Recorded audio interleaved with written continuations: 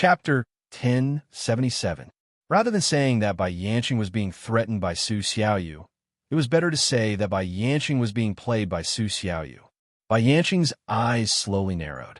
He had lived for more than half his life, yet he was actually being played by a stinky brat who was still wet behind the ears. Cold, he said, "Fine, old man. I'd like to see how you're not going to kill yourself." After saying that, he immediately ordered, "Men, bring Ning Jing over to old man." Hearing this, Su Xiaoyu became nervous. She clenched her fists tightly, but her expression remained stubborn and uncompromising. She was afraid, but fear wouldn't make people give up. Otherwise, she wouldn't have lasted until today. Actually, she didn't know anything about the perplexing butterfly illusion. She was just lying to Bai Yanqing. Therefore, she only had one path of retreat, and that was death. When a person only had one path of death, they could throw caution to the wind and be stubborn to the end. Bai Yanqing's cold and vicious gaze pierced through the darkness, shooting straight at her. Su Xiaoyu glared back, refusing to budge an inch. She didn't want to lose in terms of momentum.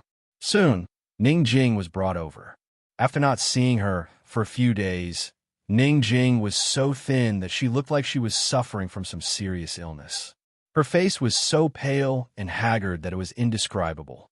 Her eyes were bloodshot, and it wasn't clear whether it was because she was too tired or because she had cried.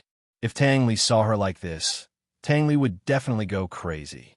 Ning Jing was thrown at the door of the prison cell by the guards. She lay paralyzed on the ground, her sickly body seemingly unable to withstand a single blow. Once she fell, she couldn't stand up again. She saw Su Xiaoyu, and Su Xiaoyu also saw her. The two of them looked so pathetic and weak in each other's eyes, but they actually looked at each other and smiled. Only those who were truly stubborn could be so brave and magnanimous as to smile at each other. Su Xiaoyu was a little hesitant at first, but when she saw Ning Jing forcing a smile in her bloodshot eyes, her heart became even more determined. He would either die or force Bai Yanqing to compromise. "Brat, old man will give you one last chance. Are you going to tell me or not?" Bai Yanqing's patience was limited, especially after hearing from Su Xiaoyu that Han Yunxi was still looking for something after obtaining the perplexing butterfly illusion. This made him even more impatient.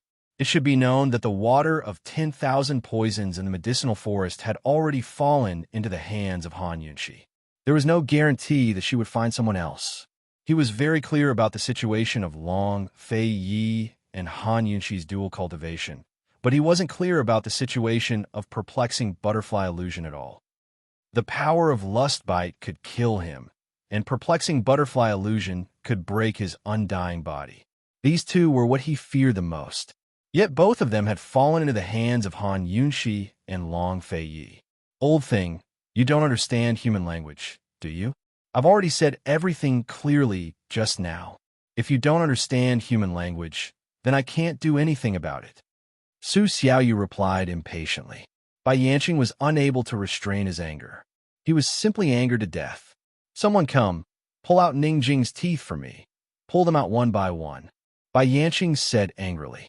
He had originally wanted to give Su Xiaoyu 10 days, but now it seemed that if he didn't act ruthlessly, this brat really didn't know what was good for her and didn't know the immensity of heaven and earth.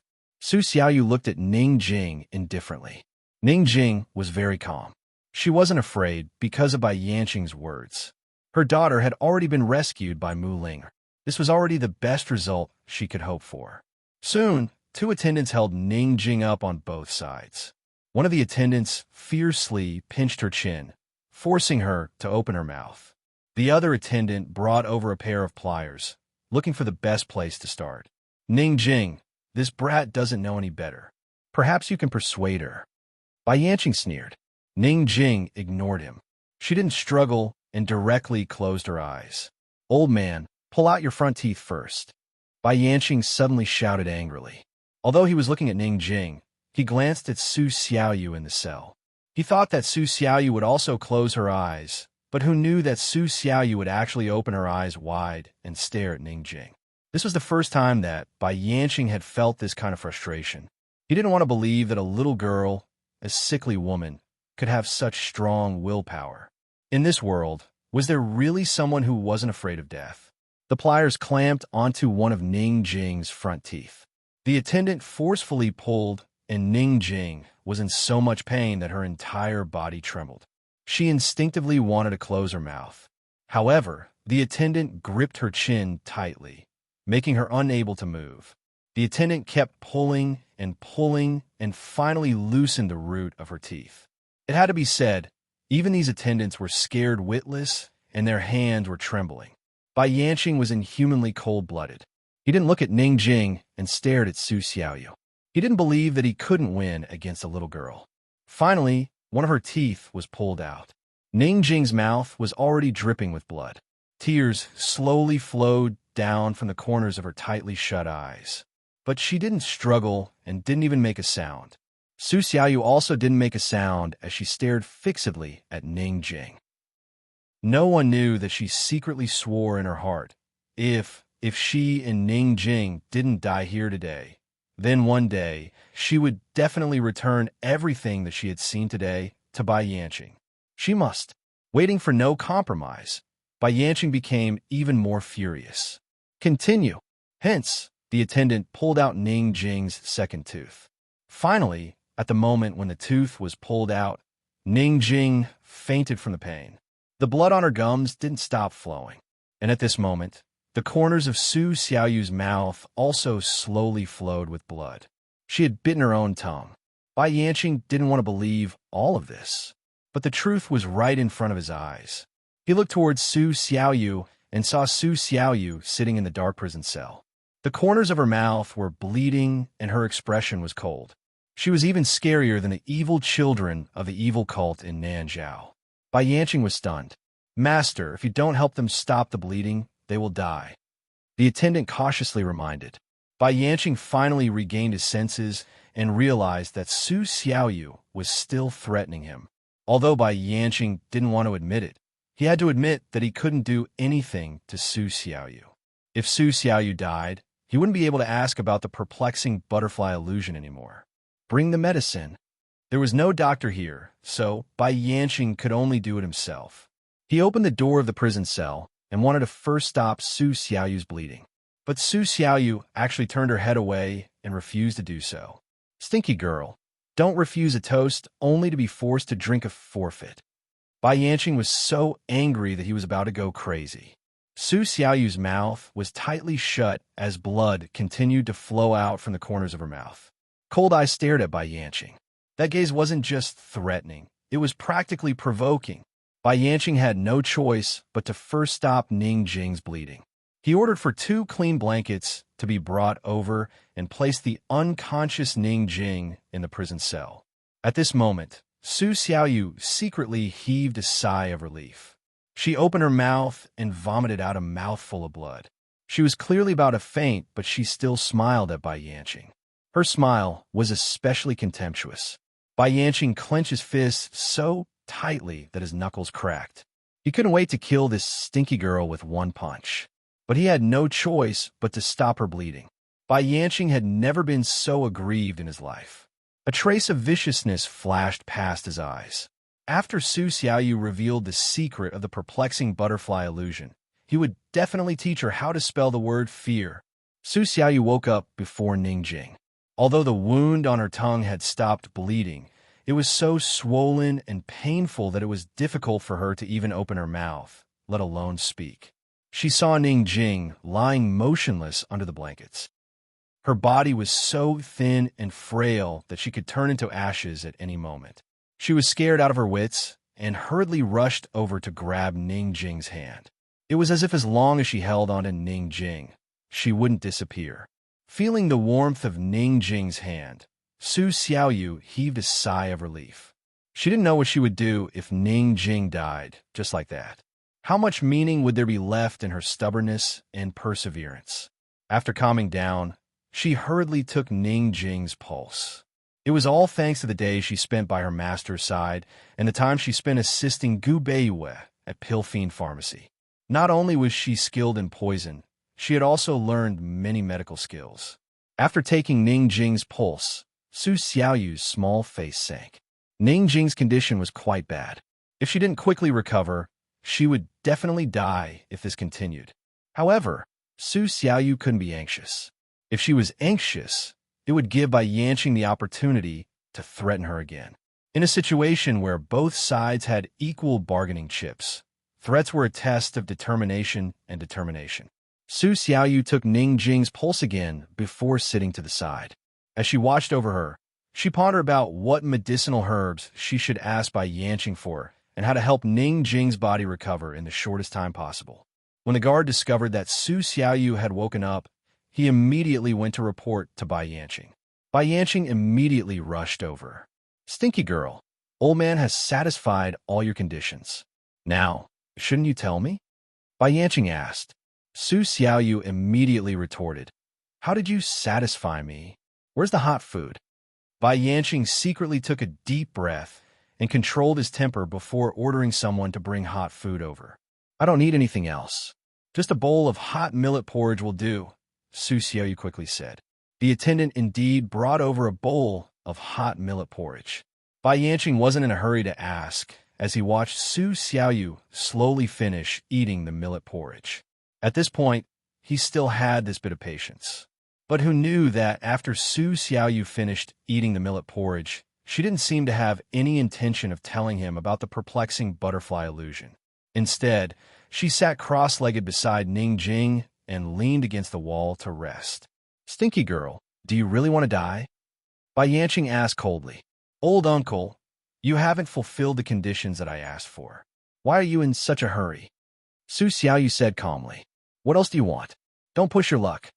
Bai Yanqing said angrily. "I don't want anything.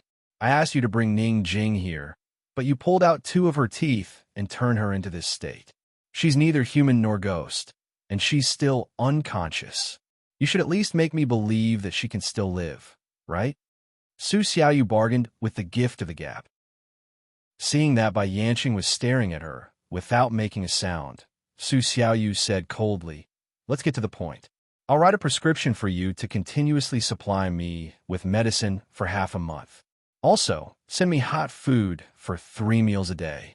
After half a month, if Ning Jing is still alive, I'll definitely tell you everything I know." The first time Bai Yanqing gave in, he was destined to be kidnapped by Su Xiaoyu. If he didn't agree, then all his previous concessions would have been wasted. "All right, half a month," he said ruthlessly. "Stinky girl, you have to know that there's a phrase in this world called living a life worse than death." Chapter 1078. With that, Bai Yanqing stormed off in a huff. Su Xiaoyu's tense nerves finally relaxed. She wasn't aware of the northern expedition, and she wasn't aware that Deacon Jean wasn't on their side. She thought that since Mu Ling had already escaped, she would definitely be able to get reinforcements. She could only pray that reinforcements would arrive soon.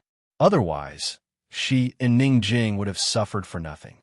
That day, Su Xiaoyu fed Ning Jing medicine 3 times. At night, Ning Jing finally woke up. She smiled the moment she saw Su Xiaoyu, but her 2 front teeth were missing, and she didn't look as pretty as before. She only realized that her front teeth were missing when she smiled. She touched them and laughed at herself. "I've lost my child and even my teeth. Will the child's father not recognize me? It's a blessing that you're still alive." Su Xiaoyu was such a pragmatic child. Ning Jing smiled. She liked hearing those words. She wanted to sit up, but Su Xiaoyu quickly came over to help her. She took the opportunity to whisper, "Be careful when you speak. The walls have ears." "I know." Su Xiaoyu lowered her voice. "Miss Jing, we only have half a month. If my master comes, we'll be able to survive. If they don't come, it's hard to say." A complicated look flashed past Ning Jing's eyes. She said softly, "Don't worry. They will definitely come." Ning Jing immediately told Su Xiaoyu about the northern expedition in detail. Su Xiaoyu had heard about Ning Jing when she met Mu Ling at Tiger's prison, but she didn't know much about it. Now that she heard Ning Jing's detailed explanation, she understood the ins and outs of the matter. Su Xiaoyu lowered her voice even more and said seriously, "Miss Jing, you really don't look good like this." Ning Jing was stunned. What did he look like now that his front teeth were gone? Su Xiaoyu quickly added, "Miss Jing, No matter what, we have to get our hands on Bai Yanqing one day. You pull out all his teeth. What do you think? Ning Jing didn't know where Su Xiaoyu's optimism came from. However, after listening to Su Xiaoyu's words, she seemed to be looking forward to revenge. She said in a low voice, "Pulling out all his teeth is already letting him off easy. I don't have to pull out, I use it. I'm going to ask Tang Li to make me a special drill so that I can drill all of his teeth out." As soon as he said that, Su Xiaoyu felt her teeth ache. The pain of pulling out a tooth was temporary, and it was just pain. Drilling teeth would be painful and sore. How long would it take to drill 2 rows of teeth? Even someone as ruthless as Su Xiaoyu couldn't help but gasp. She said, "Miss Jing, it's settled then. No matter what, we can't die." Okay. Ning Jing nodded seriously. She couldn't die. For revenge, for Tang Li, and even more so for her daughter who was still in swaddling clothes and didn't know her parents. Su Xiaoyu thought of something. She said in a low voice, "Miss Jing, what agreement did Bai Yuqiao have with your brother? How could she betray Jun Yixie and join us? She didn't even want her life anymore." Ning Jing had seen Bai Yuqiao's tragic death with her own eyes. Ning Jing had clearly seen the sadness and reluctance in Bai Yuqiao's eyes before he died. She thought that Bai Yuqiao would acknowledge Su Xiaoyu as his sister. However, Bai Yuqiao still chose to leave with the secret in the end. Bai Yuqiao didn't tell the truth personally and didn't ask for Su Xiaoyu's forgiveness. How could Ning Jing say anything more? Some lies would become a mystery that could never be solved with the departure of the person. Whether it was right or wrong, as long as the person who was alive didn't feel sad, shed tears, or regret, that was more important than anything else. Even if Bai Yuqiao left forever, Su Xiaoyu still had family. She had family, had family, and Han Yunqi had family too. I'm puzzled too. Only Ning Jing knows. Ning Jing sighed softly. I don't know if I can see him again. They had all left Tiger's Denver. How could Jun Yixie let Ning Jing have it easy? As for Deacon Jean, time was in such a hurry. Ning Jing didn't know whether Deacon Jean saved them out of kindness or had other motives. The only thing she could comfort herself with was that the child and Mu Ling were in Deacon Jin's hands. It was 100 times better than falling into Bai Yanqing's hands. At least, Deacon Jean would go to Han Yunqi and the others to get the indenture contract. It was mid-March.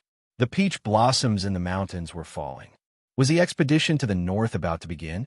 Were Han Yunqi and the others coming? Was Tang Li coming? Could they withstand Jun Yixie's layers of traps and Bai Yanqing's schemes? Ning Jing pushed the matter to Ning Cheng, so Su Xiaoyu didn't ask any further. Ning Jing and Su Xiaoyu were waiting. Deacon Jean and Mu Ling were also waiting. Even Jun Yixie and Bai Yanqing were waiting. At this moment, Han Yunqi and the others had already arrived at Three-Way Black Market. As soon as they arrived at East Origin Hall, Gu received a letter from the medicinal hut. He glanced at it, then laughed heartily. "Poison Girl, it's done. Let Su Donglin bring them over." Su Donglin had found Yi Xiao a few days ago. Yi Xiao was very willing to help Han Yunqi, so Su Donglin secretly brought Yi Xiao to Medicine City to wait. They didn't know when Gu had written the letter to the medicinal hut old man, nor did they know how he had written it. Today's letter probably meant that the medicinal hut old man had agreed to lend them the celestial fire Qian furnace to forge their swords. "You've done a great service," Han Yunqi said calmly. Although she had received good news, Han Yunqi wasn't happy at all. On the way back to Three-Way Black Market, she and Longfei Yi were both in a heavy mood. It was because they had lost contact with Tiger's prison, and the situation wasn't looking good. "Where's Tang Li?" Longfei Yi asked cold the moment he entered. "Your Highness, Sect Master Tang has lost control of his emotions these past few days. This subordinate took the initiative to lock him in his room. Please punish him, Your Highness." The Shadow Guard reported truthfully. Longfei Yi didn't say anything else and went to the rear courtyard. Han Yunqi and the others immediately chased after him. Just as they reached the courtyard's entrance, they heard a series of banging on the door. When they reached the courtyard, they saw that the door and windows had been reinforced with a cross. "Let me out. I'm begging you, let me out. I want to save Ning Jing. I want to save my child. Let me out." When he heard Tang Li's pleading voice, Long Fei suddenly stopped in his tracks. He turned his head to look elsewhere, his handsome brows tightly knitted together. Han Yunxi also stopped in her tracks, her heart clenching. Gu leaned against the door and stared at the windows.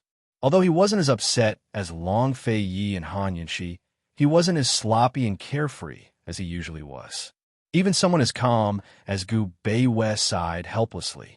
Gu Beiwei was about to walk over, but Long Fei didn't hesitate. He ordered cold, "Open the door and let him out." As soon as the shadow guard opened the door, Tang Li rushed out. His hair was disheveled, his face was full of stubble, and his eyes were swollen. He looked like a lunatic. When he saw Long Fei and the others, he was stunned at first. Then he pounced on Long Fei. However, Long Fei reached out and blocked Tang Li with an arm. He reprimanded coldly, "You're already a father. Why are you still acting like this?" Tang Li was angry and wanted to cry. He shouted at Long Fei, "Brother, we lost contact with Tiger's Den. We lost contact with them." "I know," Long Fei shouted back. "I'll give you 15 minutes to fix your face and emotions. Come with me to the D clan to negotiate, and then save them." "Brother, Ning Jing and the others." Tang Li wanted to continue, but Long Fei cut him off sharply. "I'll wait for you here. I won't wait for you if you're late." Tang Li was stunned for a moment. Then, he turned around and rushed into the house. As soon as Tang Li entered the house, the huge courtyard quieted down again. Although they were all very quiet, each of them knew that they were going to fight a tough battle from today onwards. No matter what Jun Yixie had prepared for them, they were only allowed to win. They were not allowed to lose. Before the time it took to brew a cup of tea was up, Tang Li emerged. He was clean-shaven, and his hair was tied into a high bun with a simple hair tie. He wore a grayish-white training suit. His sleeves and trousers were tied tightly. He looked neat and tidy. Although his face was haggard and his eyes were still a little swollen, the light in his eyes was enough to cover everything. It made him look energetic. He was finally going to save Jing Jing and the children. He had to be 120% alert. He said loudly to Long Fei, "Brother, I'm ready." Tang Li's rousing spirits lifted the spirits of everyone else. "Then let's go." Long Fei and the rest didn't even stop to rest before heading straight for Myriad Merchant Hall. On the way back, he had already written letters and made arrangements for the East Qin army. Meanwhile, Bailey Yuanlong and a few of his deputy generals had arrived 3 days early. They'd already discussed the details of their cooperation with the D clan twice. While the smaller issues were settled, the bigger ones were still stuck in a deadlock. Ning Nuo had received news that Long Fei and the rest would arrive at Three-Way Black Market tonight, but he never expected them to come to Myriad Merchant Hall as soon as they arrived with Han Yunxi. Ning Nuo was caught off guard. After inviting Long Fei and the rest to sit in the guest hall, he hurried to summon the Council of Elders, Cloud Realm Trade Consortium's representatives, and the Army's representatives. Han Yunxi stopped him and asked coldly, "Ning Nuo, didn't you waste enough time last time? Do you still want to continue this time?" Before Ning Nuo could answer, Long Fei slapped the table. "If the D clan isn't sincere about cooperating, then forget it. It's not like my East Qin can't take down a trifling Northern Li." Ning Nuo grew anxious at these words. "Your Highness Crown Prince, my big brother and big sister are both in Jun Yixie's hands. How can I not be anxious? If there's anything, we could discuss it properly." Judging from the current situation in Northern Li, the East Qin army was invincible. Moreover, the D clan had no one to help Tiger's prison. Long Fei and Han Yunxi had come to Myriad Merchant Hall in person not to give face to the D clan, but to give face to Ning Chong. They wanted to do their best to maintain the cooperation between the Eastern and Western Qin factions. "We'll attack Three-Way Pass with the Ning clan troops in the vanguard. Any objections?" Long Fei asked directly. This was the first problem that had resulted in a stalemate between the two armies. Three-Way Pass was a major checkpoint between Northern Li, Tianing, and Western Zhou. It had always been occupied by the Northern Li army.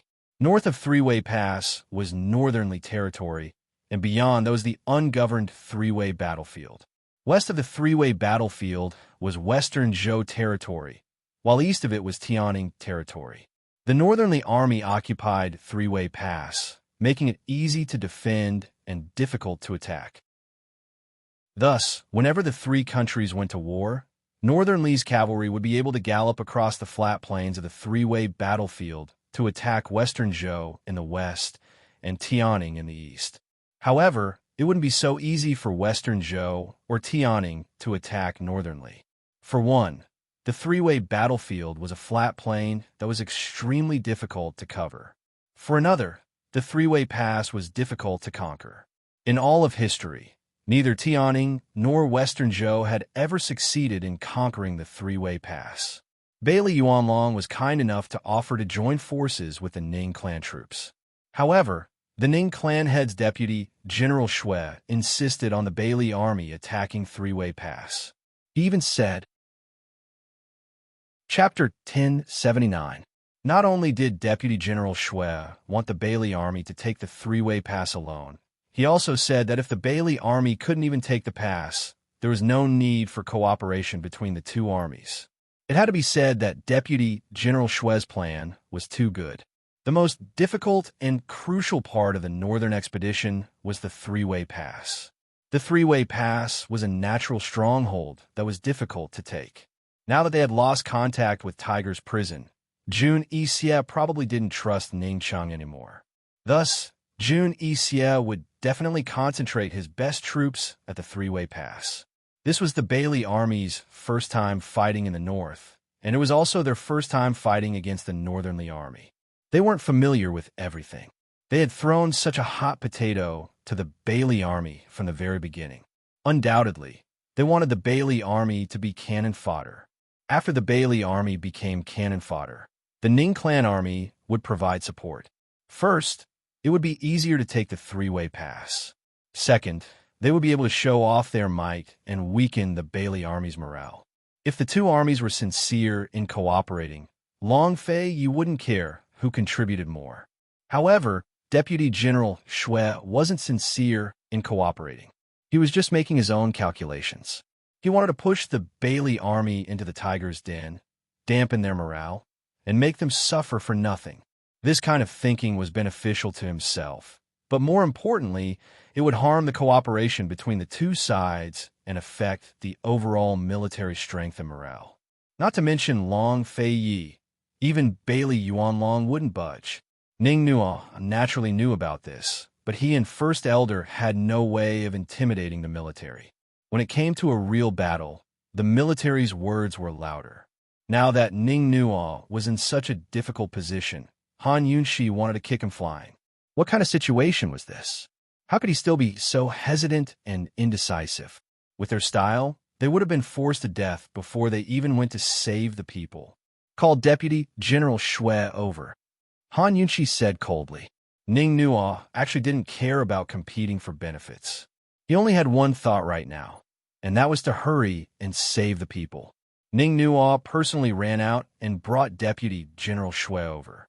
As soon as Deputy General Shui entered the room, he saw Long Fei Yi and Han Yunshi sitting high above in the main seats. Gu Beiyue and Tang Li sitting on the left and right respectively. He was startled and awed. Long Fei Yi was just about to speak when Han Yunshi asked, Deputy General Shui, do you insist that the Bailey army attack the Three-Way Pass alone?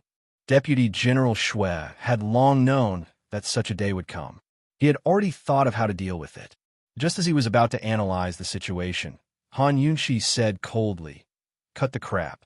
Just answer me, yes or no. Han Yunshi stood up and said coldly, Deputy General Shui, if you insist, then this princess will officially inform your Ning family army that the cooperation between the two armies ends here. The East Qin army will be fully in charge of the northern expedition. Han Yunshi would rather have the Bailey army sacrifice a bit more than shake the army's morale because of a dispute over who would be the vanguard. What was a soldier? Taking the lead, fighting to be the vanguard no matter how difficult it was. Fighting to be the vanguard, that was what a soldier was. The battle hadn't even begun yet, and they were already haggling over every ounce, scheming to see who would pay more and who would pay less, who would receive more and who would receive less. Could this be called a soldier? I originally thought that your two armies would fight to attack the three-way pass. Hee, I never thought that you'd fight to hide. Han Yunshi sneered before suddenly reprimanding. Deputy General Shui, Long Fei Yi, and I don't have time to waste with you. Ning Cheng and Ning Jing don't have time to wait for you to figure things out. Fight or not? Give me a straightforward answer. Deputy General Shui's face turned red from being scolded. He hardened his heart and simply expressed all his dissatisfaction. Princess, it wasn't me who schemed. It was Bailey Yuanlong who schemed first. Those 30,000 warhorses were all good horses, but their appetites were also very good and required a large amount of money to feed them. In these 2 months, the D-clan's provisions were all eaten up by those warhorses. This general proposed sharing provisions with Bailey Yuanlong. But not only did Bailey Yuanlong refuse, he also humiliated this general, saying that this general was hiding the provisions and was using this opportunity to extort East Qin's provisions. Deputy General Shui became more and more aggrieved as he spoke. Princess, this general was also worried about Master Ning. If Master Ning hadn't given himself up as a hostage, the East Qin army might not have had the guts to attack the three-way pass alone. Master Ning exchanged his life for this military opportunity. If it wasn't for the fact that this general had no other choice, how could this general bear to waste it? When these words were said, Han Yunshi and Long Fei Yi were both shocked. Bailey Yuanlong actually didn't report the matter of the provisions. What a good Bailey Yuanlong, daring to hide such selfish motives at this critical juncture. Long Fei Yi was unable to restrain his anger. Call Bailey Yuanlong over.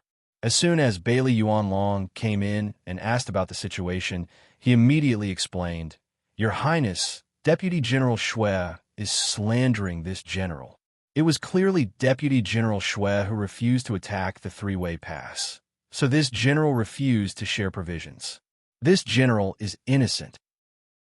Bailey Yuanlong, 10 days ago, this general asked you to lend me 30 dan of provisions, which you refused. 9 days ago, this general asked you to lend me 3,000 bows and arrows, which you refused again. Just 7 days ago, this general asked for 300 tents. What did you say? You said no. How did you know at that time that this general wasn't attacking the three-way black market? Deputy General Shui questioned. Humph. Although you didn't say it clearly, you had this intention. Don't think this general didn't know. Bailey Yuanlong coldly retorted. The two of them continued to quarrel like this. Whether it was big or small, if they were sincere collaborators, how could they quarrel like this? Both of them clearly had selfish motives and wanted to compete for benefits, so neither of them gave in.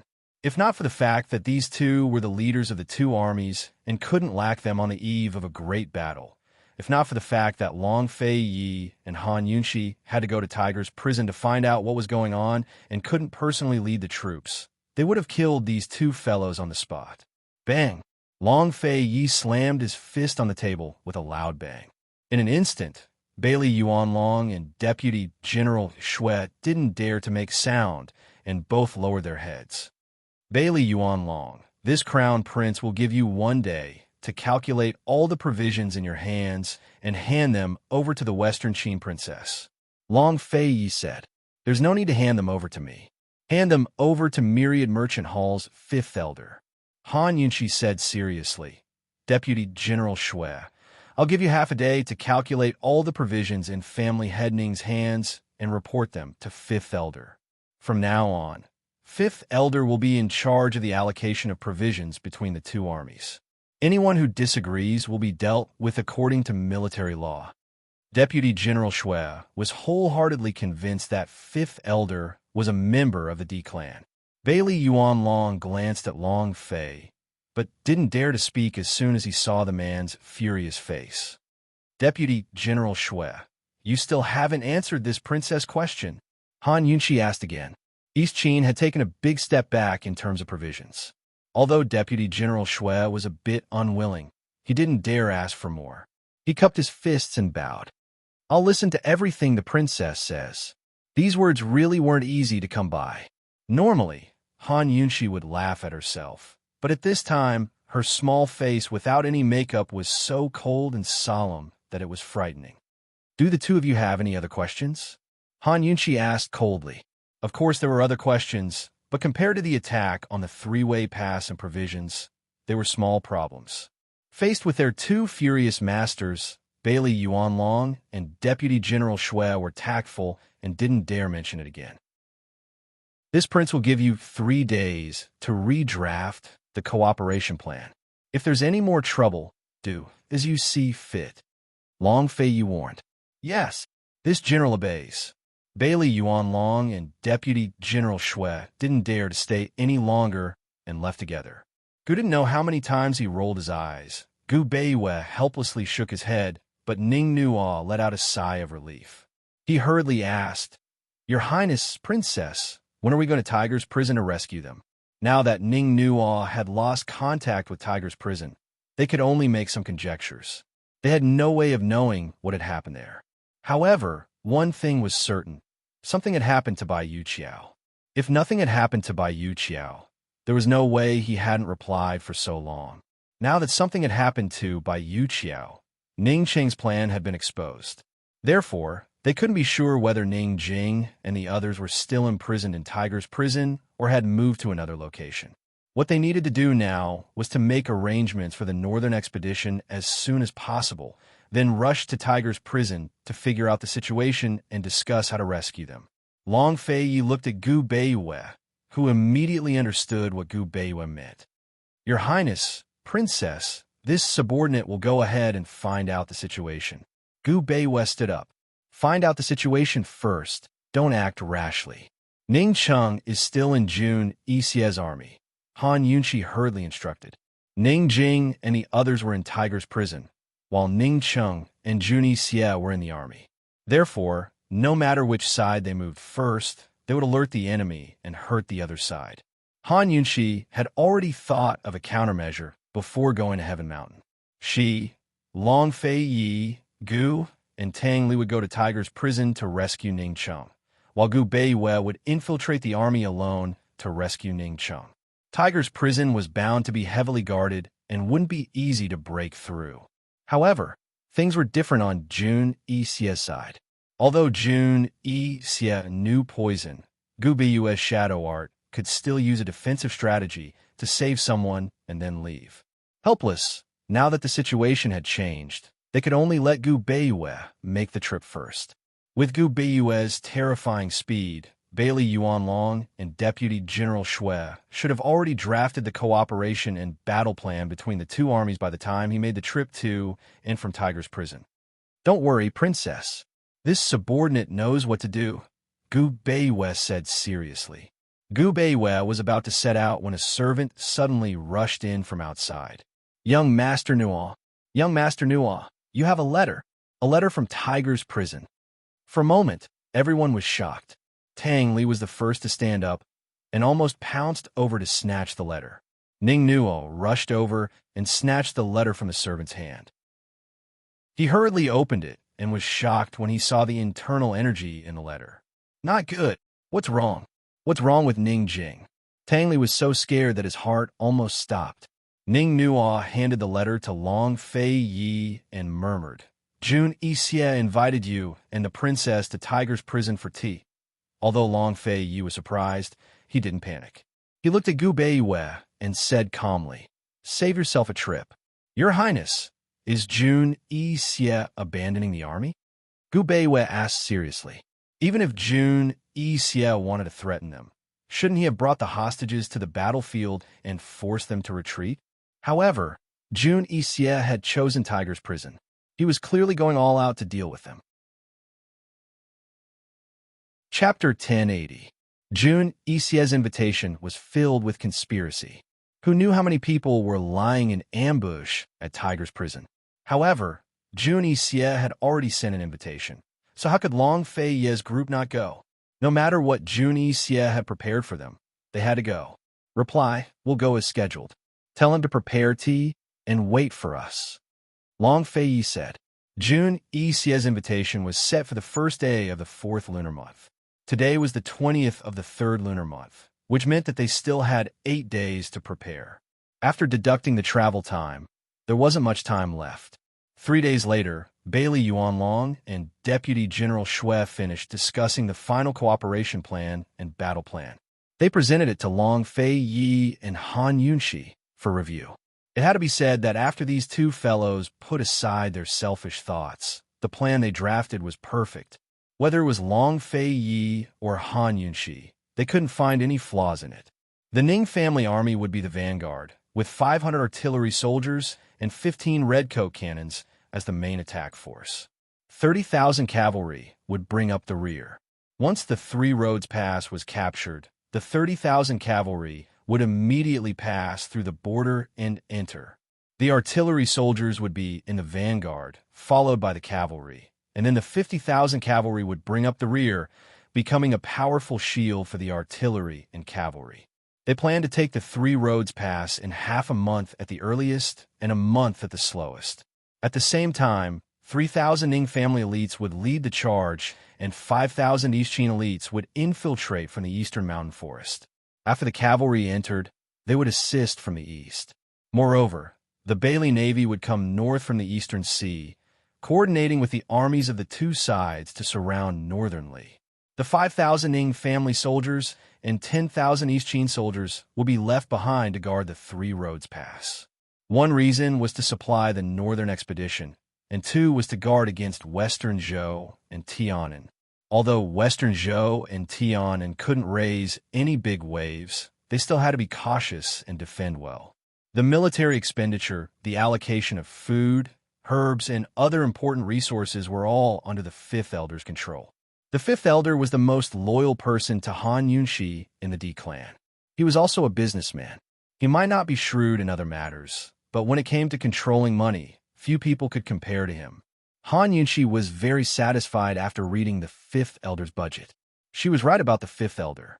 The Fifth Elder was astute and fair. He had no intention of favoring the D clan. The entire army was ready. They were just waiting for Long Fei Yi and Han Yunxi to give the order to set off. As long as they gave the order, they could send out their troops at any time. Seeing that His Highness hadn't given the order for a long time, Bailey Yuanlong went to a fortune teller to find an auspicious day to deploy the troops. When the red paper with the auspicious date and time was handed to Long Fei Yi, he immediately rolled his eyes at Long Fei Yi when he saw that it was the 15th of April. "Who told you that this is an auspicious day?" he asked coldly. Bailey Yuanlong could tell that His Highness wasn't satisfied with this date, so he didn't dare say anything else. Gu Beiwei said, "In my opinion, as long as it's earlier than the 1st of April, it's an auspicious day. Since the entire army is ready, why don't we head north tomorrow and attack the three-way pass directly? Let's give Ning Cheng a show of strength." Although they were very worried about the safety of the hostages in June Xie's hands, they definitely couldn't show it. Instead, they had to give June Xie and the others the misconception that they didn't care. Otherwise, June Xie would have them completely under his thumb. At that time, not to mention rescuing the hostages, even they themselves would be in danger. June Xie's invitation was set for the first day of the 4th lunar month. If they delayed until the 15th and something happened to them at Tiger's prison, then it was very possible that they'd failed to prepare for this battle. On the contrary, if they sent their troops before the appointment, they could first test June Xie's bottom line, and second, they would have an additional bargaining chip to negotiate with June Xie. No one knew that Gu Beiwei had another idea. He actually hoped that he could negotiate with June Xie this time and make some concessions. There was no need to go to war and fight. Long Fei Yi didn't know that Gu Beiwei didn't want to go to war, but he agreed with Gu Beiwei's opinion. June Xie had already sent an invitation, so they had to return the favor. Long Fei Yi looked at Han Yunxi and asked, "What do you think?" Han Yunxi also agreed with Gu Beiwei's opinion. At this juncture, let alone Tang Li, Ning Jing, and Mu Linger, even she and Long Fei Yi had to serve the northern expedition. If there was a need, They had to give in without hesitation or even sacrifice themselves. However, she didn't answer Long Feiye's question. Instead, she looked at Tang Li and asked, "Tang Li, what do you think?" The time Gu Beiwei mentioned was the most important time to consider the overall situation. However, this method might infuriate Jun Yixie as well as give Jun Yixie a show of strength. The most direct consequence of infuriating Jun Yixie was that the hostages would suffer. In Jun Yixie's eyes, the rule of not abusing the hostages during negotiations between two armies at war was bullshit. Perhaps it was Han Yunxi and Long Feiye's return that gave Tang Li confidence and courage. He had been very well behaved these past few days. He slept early and woke up early. Every day, he was in high spirits. Other than learning about the Northern Expedition, he spent most of his time practicing martial arts and practicing his hidden weapons. When Long Feiye and the others were discussing important matters, he would sit at the side. However, he only listened and never said a word. Han Yunxi's question caught Tang Li off guard. However, he quickly regained his senses and said seriously, "Everything has to be based on the overall situation. Do what needs to be done." No one knew if Tang Li's words were sincere or forced. Whether it was sincere or not, the fact that he could say it proved his determination and courage. Long Feiye nodded and made a prompt decision. "Bailey Yuanlong, Deputy General Shui, you two pass down the order immediately. Everyone, listen up, rest well tonight, and set out tomorrow." "Yes." Bailey Yuanlong and Deputy General Shui said in unison and left to carry out the order. Long Feiye asked seriously, "Gu Beiwei, if we set out tonight, how long will it take to reach Tiger's prison?" 3 days, Gu Beiwei answered truthfully. Su Donglin wasn't around, so he had to arrange many things. Naturally, he had already figured out the time needed to travel from Three-Way Black Market to Tiger's prison. 3 days, 3 days later, Long Feiye pondered. 3 days later is the 28th of February. Han Yunxi quickly said, "That's why we have to set out tomorrow at the latest after the two armies set out for the Northern Expedition." Unexpectedly, Long Feiye said, "We won't be participating in the Northern Expedition's military deployment ceremony." Have Ningnuo reply to Jun Yixie and say that this crown prince will personally lead the troops to conquer Heavenly River City. I'll go have tea with him as promised. Tang Li didn't understand what he meant for a moment and was confused. Long Feiye then said, "Tang Li, go prepare. We'll set out for Tiger's prison tonight. We'll arrive on the 28th and hold the hostages for a long time. We'll go have tea with Jun Yixie again in early April." When he said this, Tang Li was overjoyed. His dark eyes immediately lit up. "As you command, brother." He was so happy that he almost jumped out of bed last night. He had been waiting for this day for far too long. Gu sat on one side, clenching his fists as he laughed out loud. Long Feiye, this old man likes this idea. Who cared what time Jun Yixie set for tea? They'd sneak into Tiger's prison to rescue the hostages first. Then they'd go have tea with Jun Yixie. When the time came, Jun Yixie wouldn't hesitate at all. Han Yunxi was thrilled as well. Although this idea was a little difficult, they had to succeed since Long Feiye said it. Without the hostages in Jun Yixie's hands, they could drink the tea slowly. Gu Beiwei smiled faintly. "Your Highness, this subordinate is willing to cooperate with you to the best of my ability." With that settled, everyone went to make preparations. Han Yunxi personally packed up Long Feiye's belongings.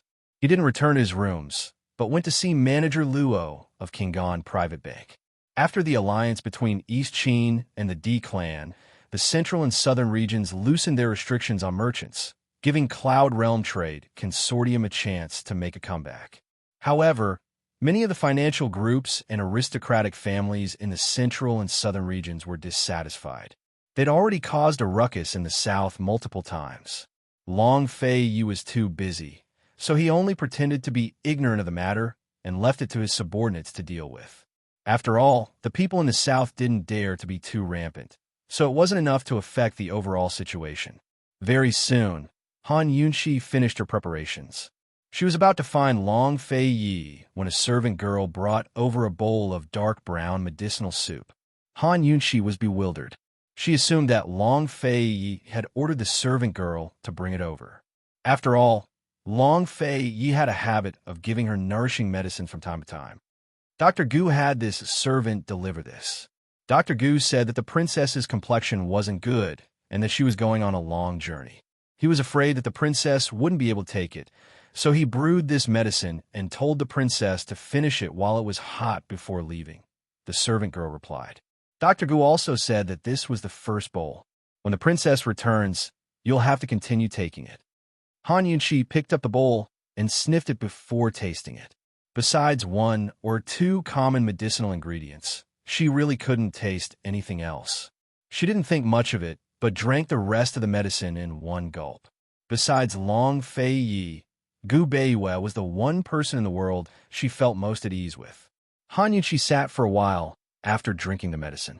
Long Fei Yi and the others all came over.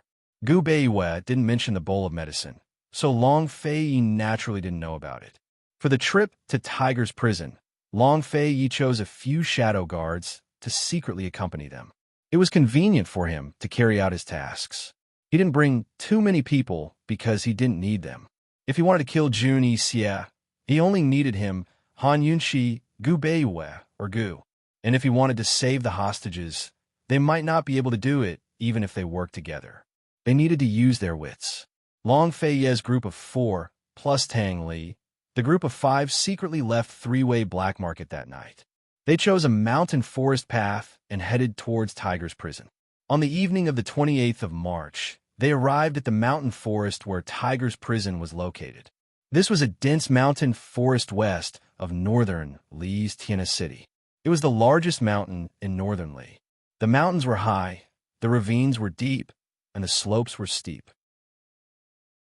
The mountains overlapped each other and intersected with each other. There was an endless stretch of mountains. Tiger's prison was hidden in the deepest and densest ravine in this mountain forest. The topography affected the climate. The trees around Tiger's prison were dense all year round, covering the sky and the sun. The place where Jun Yixie invited Long Fei Yi and Han Yunxi to drink tea was a cliff on the eastern side of Tiger's prison. It was called Tiger Roar Cliff. It got its name because there were more tigers in the mountain and they roared at the cliff, intimidating the whole mountain.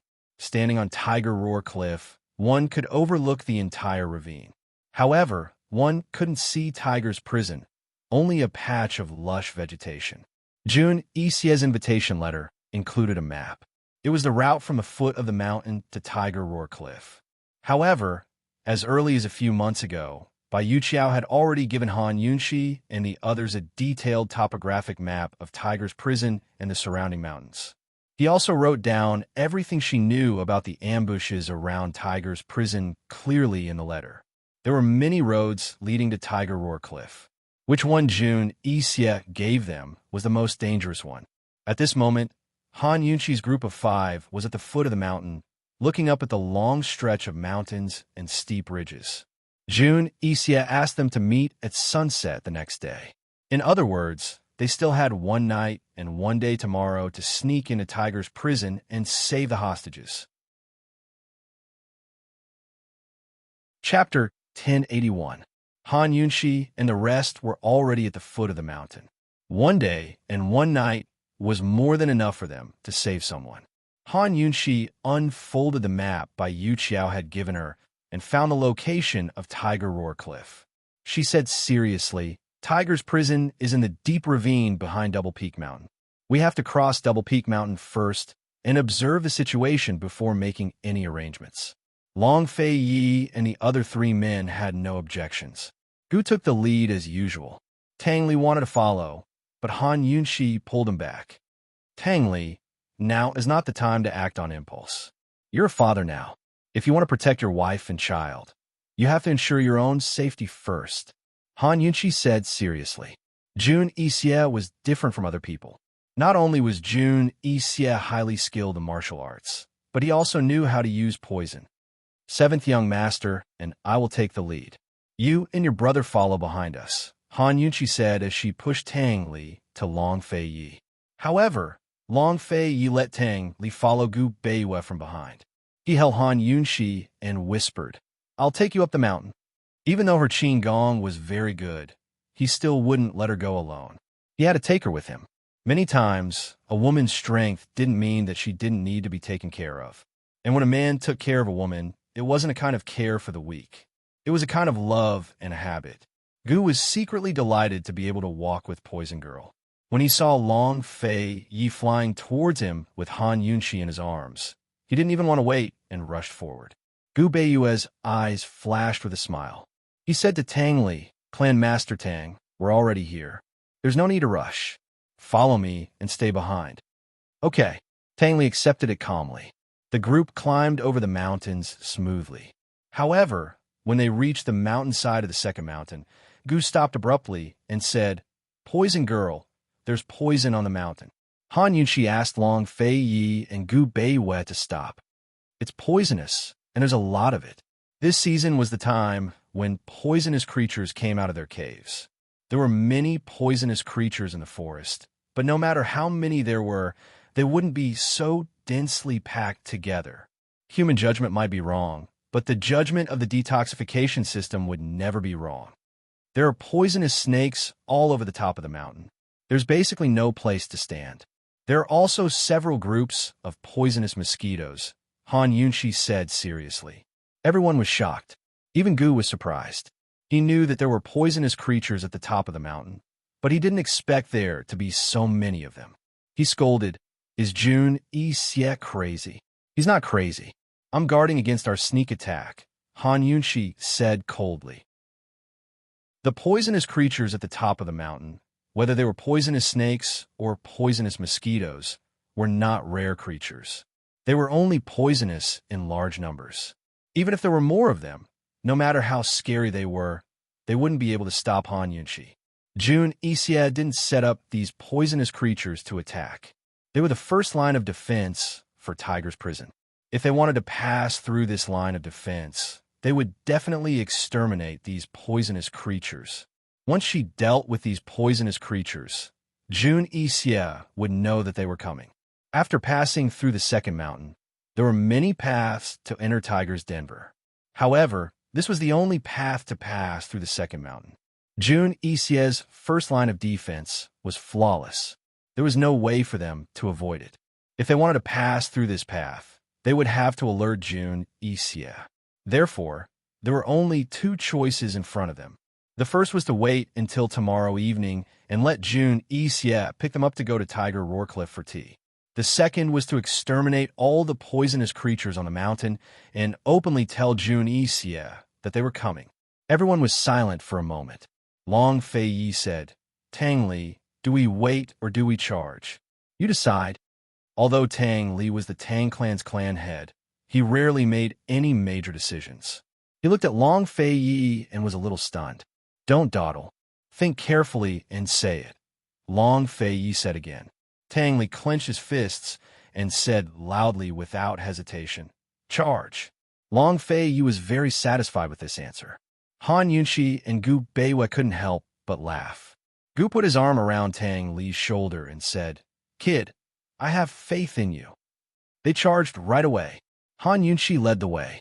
She asked Long Fei Yi and the others to find some dry firewood and light 10 big fires. Then, she put some unknown poison into the fires. "Here, one antidote for each of you. Go up the tree and watch a good show." Han Yunqi took out a few pills. Gu Beiyue and Tang Li did as they were told and quickly climbed up the tree. "Poison Girl, what poison did you put in?" Gu was very curious.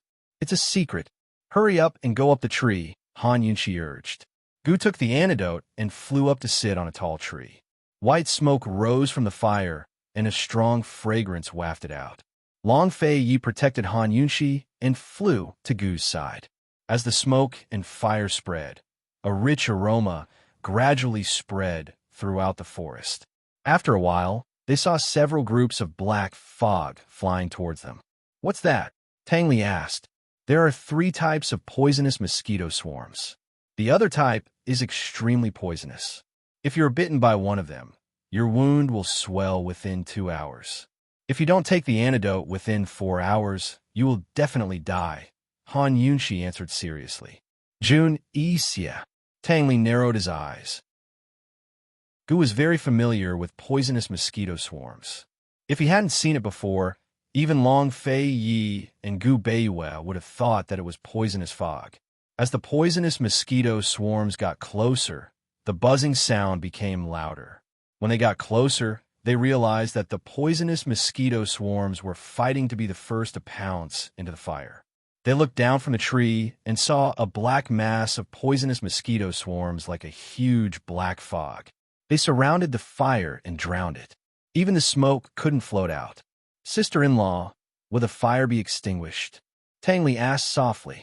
Han Yunshi didn't answer, because, just as Tang Li finished his sentence, the huge black fog below suddenly dissipated and became densely packed black spots scattered around the fire. They're all dead, Tang Li asked curiously. Gu Qishao was curious as well. He really wanted to know what kind of poison Lass had used to attract all of the mosquitoes to her, sending them flying to the fire. Gu was about to go down the tree to take a look, but halfway down, he immediately flew up. He was so shocked that he broke out in cold sweat, because he saw countless poisonous snakes crawling out from the surrounding bushes. There were poisonous snakes of various sizes and colors. They were densely packed and were fighting to be the first to crawl out. They came so suddenly, and their speed was so fast that it caught everyone off guard. Gu wasn't frightened. He was disgusted. Instead of saying that these poisonous snakes crawled out, it was more accurate to say that these poisonous snakes flowed down from the mountain like a flood. Not long after, the fire was surrounded by poisonous snakes. Their slippery bodies intertwined and squeezed together. They revealed their flat tongues and stuck out their red tongues, as if they were looking for something. Han Yunshi and the rest looked down from the tree. Not only did they see the densely packed snakes below, they also saw that the surrounding mountain paths were filled with poisonous snakes coming down the mountain. This scene was simply magnificent. If people with trypophobia saw this scene, they would definitely go crazy. It wouldn't be an exaggeration to call this mountain Snake Mountain. Sister-in-law, this isn't a good show. It's too disgusting. Tang Li was about to vomit. Just wait. Han Yunshi's lips curled into a cold smile. More and more snakes came down the mountain, but the poisonous snakes that gathered at the foot of the mountain gradually retreated and scattered in all directions. Once the snakes below dispersed, there would immediately be more poisonous snakes to replace them. This repeated a few times before the poisonous snakes finally dispersed. The fire was more or less extinguished. The surroundings were filled with the corpses of poisonous mosquitoes, forming a large black mass. Long Fei Yi estimated that there were at least 8,000 or 9,000 poisonous snakes in the mountain, if not 10,000. Poison Lass, where's the good show? Gu also didn't understand. Poison Lass had poisoned the smoke and attracted the poisonous mosquitoes and poisonous snakes. The poisonous mosquitoes were dead, but the poisonous snakes were safe and sound. Let's go up the mountain. Han Yunshi smiled. Princess, the snakes are still in the forest. Gu Beiyue couldn't help but remind her. Snakes don't need mosquitoes. As long as everyone is careful, we won't be bitten. Let's go. The good show is on the mountain. Han Yunshi smiled mysteriously.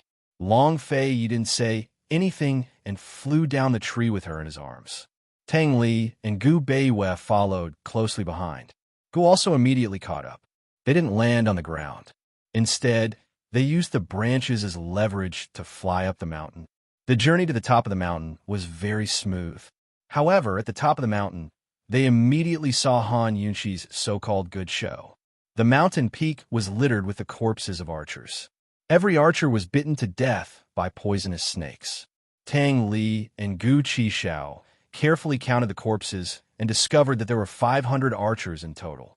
Gu Qishao then inspected their arrows and discovered that they were all coated in hypertoxic poison.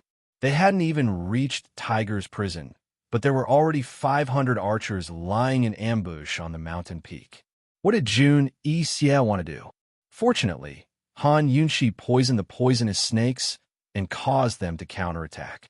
Otherwise, if they rashly went up the mountain, they might have really fallen into an ambush. Sister-in-law, where are those poisonous snakes? Tang Li asked anxiously.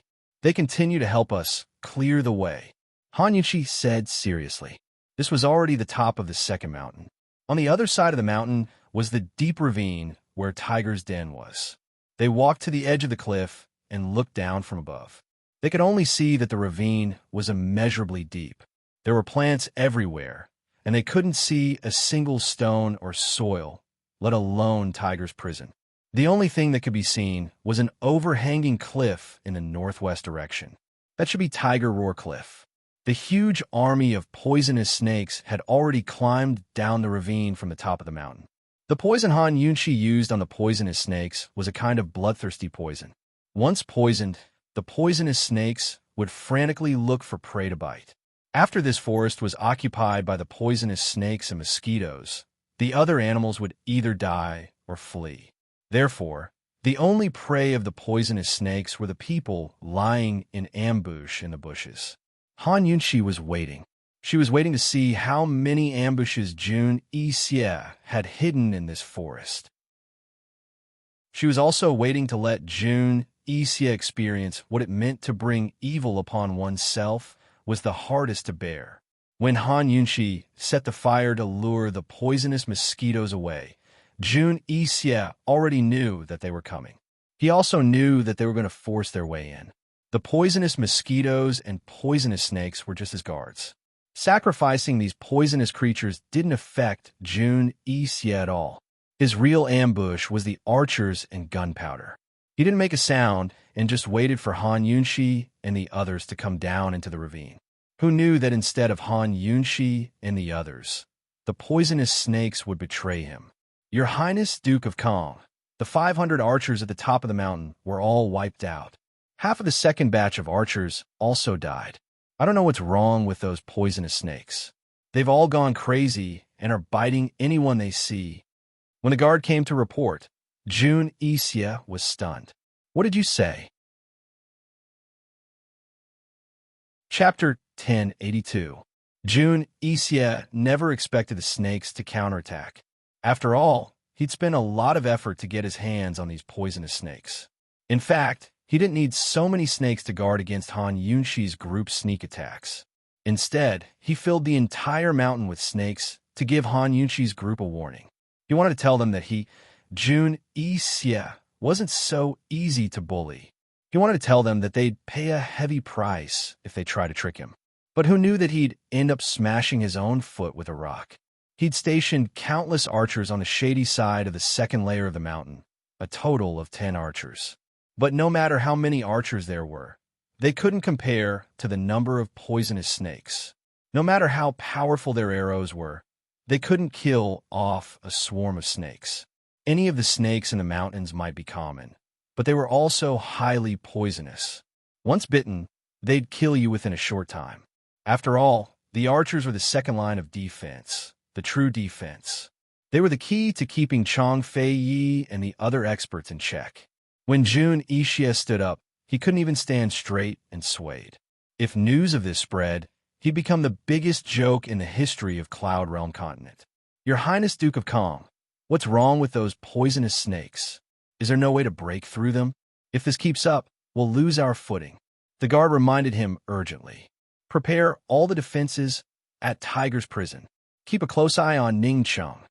Jun Yixie said before he rushed out, his figure disappearing into the forest. Once he was in the woods, he could hear the occasional cries of agony from all around him. Not far away, he could even hear the hissing of a large group of poisonous snakes as they fought to be the first to move forward. Jun Yixie followed the sounds and saw a few of the archers dead from poison. 2 of the snakes were crawling over their bodies in search of other prey.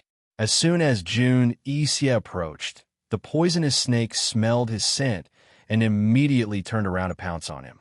Jun Yixie was not afraid of them. He stepped on the head of a poisonous snake with one foot and grabbed the tail of a poisonous snake with one hand. When the poisonous snake turned its head to bite him, he fiercely threw it to the ground and killed it. He picked up the dead snake and carefully examined it. Only then did he realize that the venomous snake had been poisoned. However, he could not determine what kind of poison it was. Furthermore, he had studied poison for so many years, but he had never heard of any poison that could make a poisonous snake so violent and bloodthirsty. Jun Ixie's big movement immediately attracted more than 10 poisonous snakes. Some were thinner than his arm, while others were as big as pythons. The poisonous snakes surrounded him, all of them flicking their red tongues, eager to attack.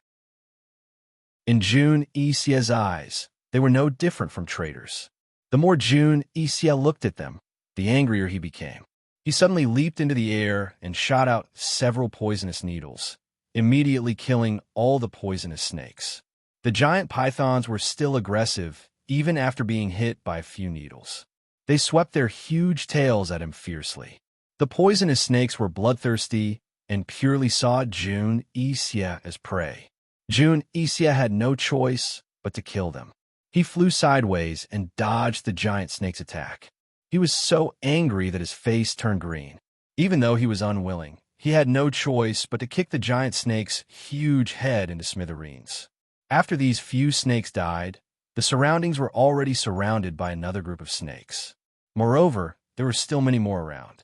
Jun Ixie had no choice but to escape. Otherwise, who knew how much time he would waste on killing these poisonous snakes? Unable to find a way to break through, Jun Ixie had no choice but to order all the archers to retreat into the deep ravine. He ordered people to cut down the trees around Tiger's prison and spread a circle of poison. In this way, the poisonous snakes could only enter Tiger's prison by crawling over the ground. Once they came into contact with the poison, no matter what kind of poisonous snake they would be poisoned and their flesh would rot and die. Han Yunxi and the rest stood at the top of the mountain and looked down. Although they couldn't see the specific movements in the forest, they could hear all kinds of wails coming from the forest. They also saw a few large movements in the vegetation. Are they retreating? Tang Li asked suspiciously. Yes, many of them have retreated. They should be all archers. Long Fei Yi said. He had set up this kind of ambush in the forest many times before. He had also been ambushed by others a few times. He was all too familiar with this kind of movement. Sister-in-law, it's really a good show. Beautifully done. Tang Li was overjoyed. Poison lass, you're amazing. Gu gave her a thumbs up with a fawning expression. What's that poison called? Why don't you give some a Chi brother? Han Yunxi generously gave Gu a bottle. These poisonous snakes will go crazy for at least 3 days. We can rest tonight and continue watching the show tomorrow. When she said this, Gu Beiwei and Long Fei Yi both laughed. God knows how many archers Jun Ixie had set up an ambush. God knows how much danger they would face if they barged in. They were all prepared for a tough battle. However, Jun Ixie just had to give them a chance to rest. Originally, night was the best time to sneak into Tiger's prison. But now they could rest assured and give the best time to the poisonous snakes. Unless Jun Ixie had a poison similar to Han Yunxi's, even if he poisoned a large number of poisonous snakes, it wouldn't be something that could be settled in one night. In one night, the poisonous snakes would be able to kill all the ambushes in the mountain and even attack Tiger's prison. Of course, if Jun Ixie left Tiger's prison and took the initiative to look for them, they wouldn't mind treating him to tea first. The sky gradually darkened. Han Yunxi and the others looked down into the ravine and couldn't see anything. Apart from darkness, there was only darkness. The mountain forest was quiet to begin with. It was even quieter at night. The hissing of the snakes in the mountain rose and fell one after another. They could tell that the snakes were all heading into the ravine. Han Yunxi and the others sat in a row on a large rock on the cliff at the top of the mountain. Han Yunxi and Long Fei Yi sat together. Tang Li sat beside Long Fei Yi and Gu sat beside Han Yunxi. Gu Beiwei sat behind them. In a sense, Gu Beiwei was the Real Shadow Guard. It was the end of March and the beginning of April. There was no moon in the sky. Coincidentally, there was no moonlight, so the stars in the sky were especially bright. They looked up from the top of the mountain and felt that they were very close to the sky. The stars in the sky were just above their heads. They could reach out and pluck them. Han Yunxi couldn't help but reach out. She immediately realized that everything was just an illusion. The sky was actually very, very high up. Poison girl, do you want the stars? Gu asked with a smile. Han Yunshi didn't answer. She thought that once they went up the mountain, they would have to fight to the end. Who knew that they would have the opportunity to sit on the top of the mountain and look at the stars? Han Yunshi looked at the stars and slowly leaned back. Long Fei Yi also lay down. His arm was already behind her head, waiting for her. Han Yunshi wasn't surprised as she rested in Long Fei Ye's arms. It was as if this was already a habit. She was about to answer Gu's question when Tang Li said, "Of course my sister-in-law wants it. Are you going to pluck it?" Haha, you have to ask your brother to pluck it. It was rare for Gu to be so modest to Long Fei Yi. He turned to look at Long Fei Yi. Are you going to pluck it? As soon as he said that, a shooting star streaked across the sky. They all sat up in shock. Tang Li, quick, make a wish, Han Yunshi said anxiously. Tang Li had no idea what was going on. If you make a wish when you see a shooting star, it will definitely come true, Han Yunshi said seriously. She didn't know when she would believe in such things. Tang Li immediately said loudly, I hope that Ning Jing and the child are safe and sound. You can't make a wish out loud. Han Yunshi wanted to correct him, but seeing how serious Tang Li was, she gave up. Han Yunshi didn't notice that Long Fei Yi was sitting at the side and closing his eyes for a while. Soon, they lay down again, and the topic of plucking the stars was interrupted. Hearing Tang Li's wish, Gu was no longer in the mood to joke. He put his hands behind his head and looked at the bright stars. Gradually, he became distracted. Gu, why aren't you worried about Mu Ling or? Tang Li suddenly asked. Gu was stunned for a moment and replied, Am I not here to save her now? That one sentence made Tang Li speechless. However, without Tang Li's reminder, Gu really forgot about that little girl Mu Ling. He didn't even think about her. It was fine if he didn't think about her, but after being reminded, he still missed her quite a bit. It seemed like it had been a long time since someone chased after him, searched the world for him, and inquired about his whereabouts. Gu closed his eyes and recalled Mu Ling's appearance. A face that loved to cry appeared in his mind. In the whole world, Mu Ling was probably the only one who called him Chi brother. They fell silent. Everyone was immersed in the starry sky and immersed in their own thoughts. Tang Li couldn't even count how many days it had been since he last saw Ning Jing. The last time they met in Myriad Merchant Hall, they even quarreled. He wondered what the first thing he should say when he saw Ning Jing. He wondered what Ning Jing's first words would be when she saw him. Would she scold him? Or would she ignore him? Or would she ask him to carry the child? As he thought about it, a sweet smile appeared on Tang Li's lips. Even if they met, he would gladly endure Ning Jing's beating and scolding. The mountain breeze caressed them and the stars twinkled. Everyone was a little sleepy. Gu Beiwei silently guarded behind them. He looked at the moonless night sky and smiled faintly. The moon was bright and the stars were sparse. The brighter the moon, the more lonely it was. And this sky, full of stars, was so lively and vast, but there was no place for the moon.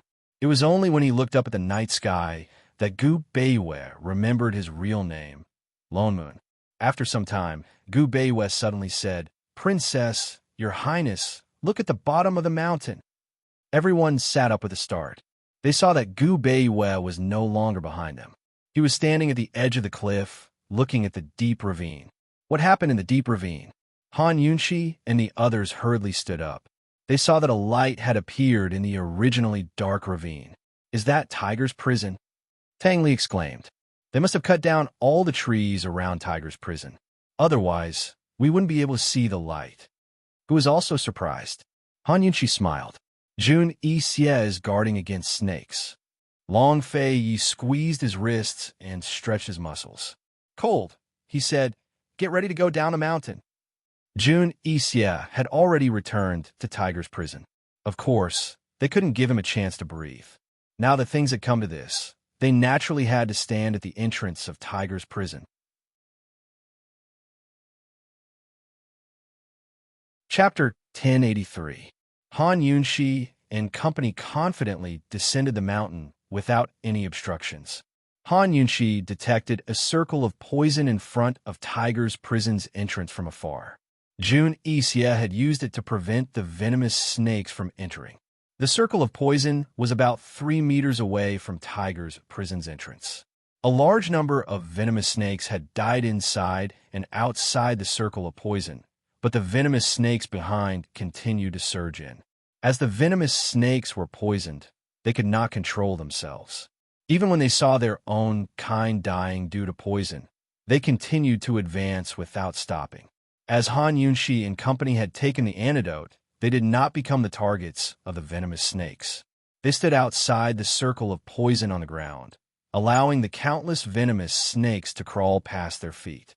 Not only were there venomous snake corpses in front of Tiger's prison's entrance, there were also 5 rows of archers.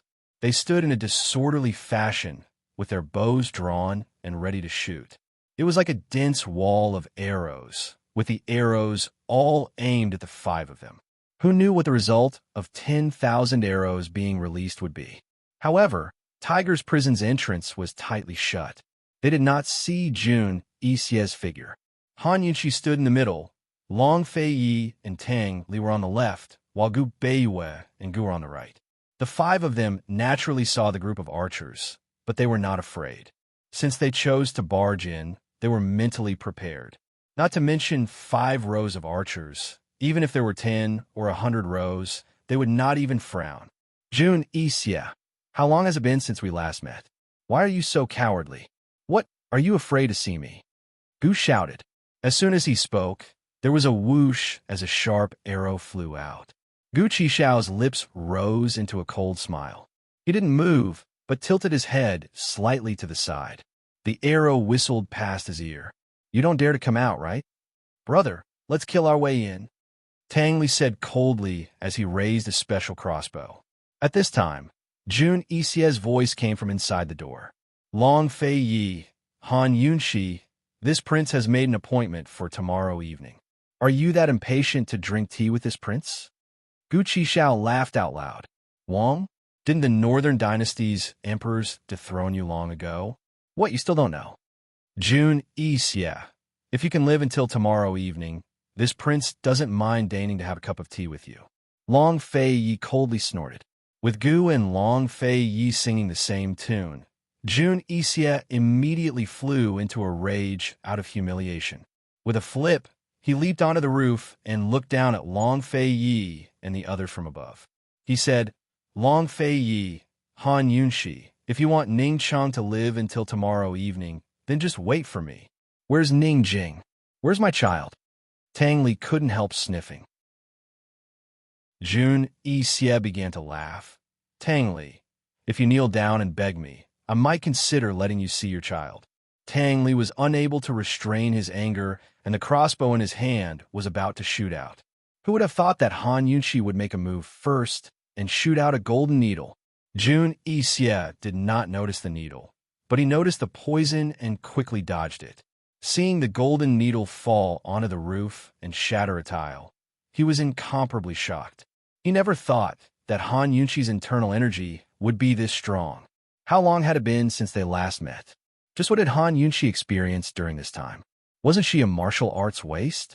If he hadn't noticed the poison, he might have been killed by Han Yunshi's needle. Han Yunshi said coldly, June Isia, if you want to negotiate, you have to act like you're negotiating. Let us see all the hostages first. Otherwise, you'll have to bear the consequences. June Isia felt guilty. He only had Ning Cheng in his hands. However, none of the people who came today were from the D clan. He had to guard against Han Yunshi and Long Fei Yi abandoning Ning Cheng and killing him. In this way, even if he wanted to perish together with Long Fei Yi and Han Yunshi, he might not be able to kill them. Who wants to negotiate with you? June Isia said angrily. Then what do you want? Tang Li was anxious. June Isia suddenly laughed. Men, move aside. Open the door. With the order, the 5 rows of archers in front of Tiger's prison retreated to the left and right, opening up a wide path. At the same time, their arrows were all pointed towards the center. The door of Tiger's prison slowly opened. June Isia descended from the roof and stood in the courtyard outside the door. A cold and insolent smile appeared on his lips. He said, Long Fei Yi, Han Yunshi, the hostages are in the room behind me. Do you dare to come in? Long Fei Yi and the others were all on guard when they heard his words. The archers outside the door could still see and guard against them. However, in the small tiger's prison, who knew what kind of ambush Jun Yixia was hiding?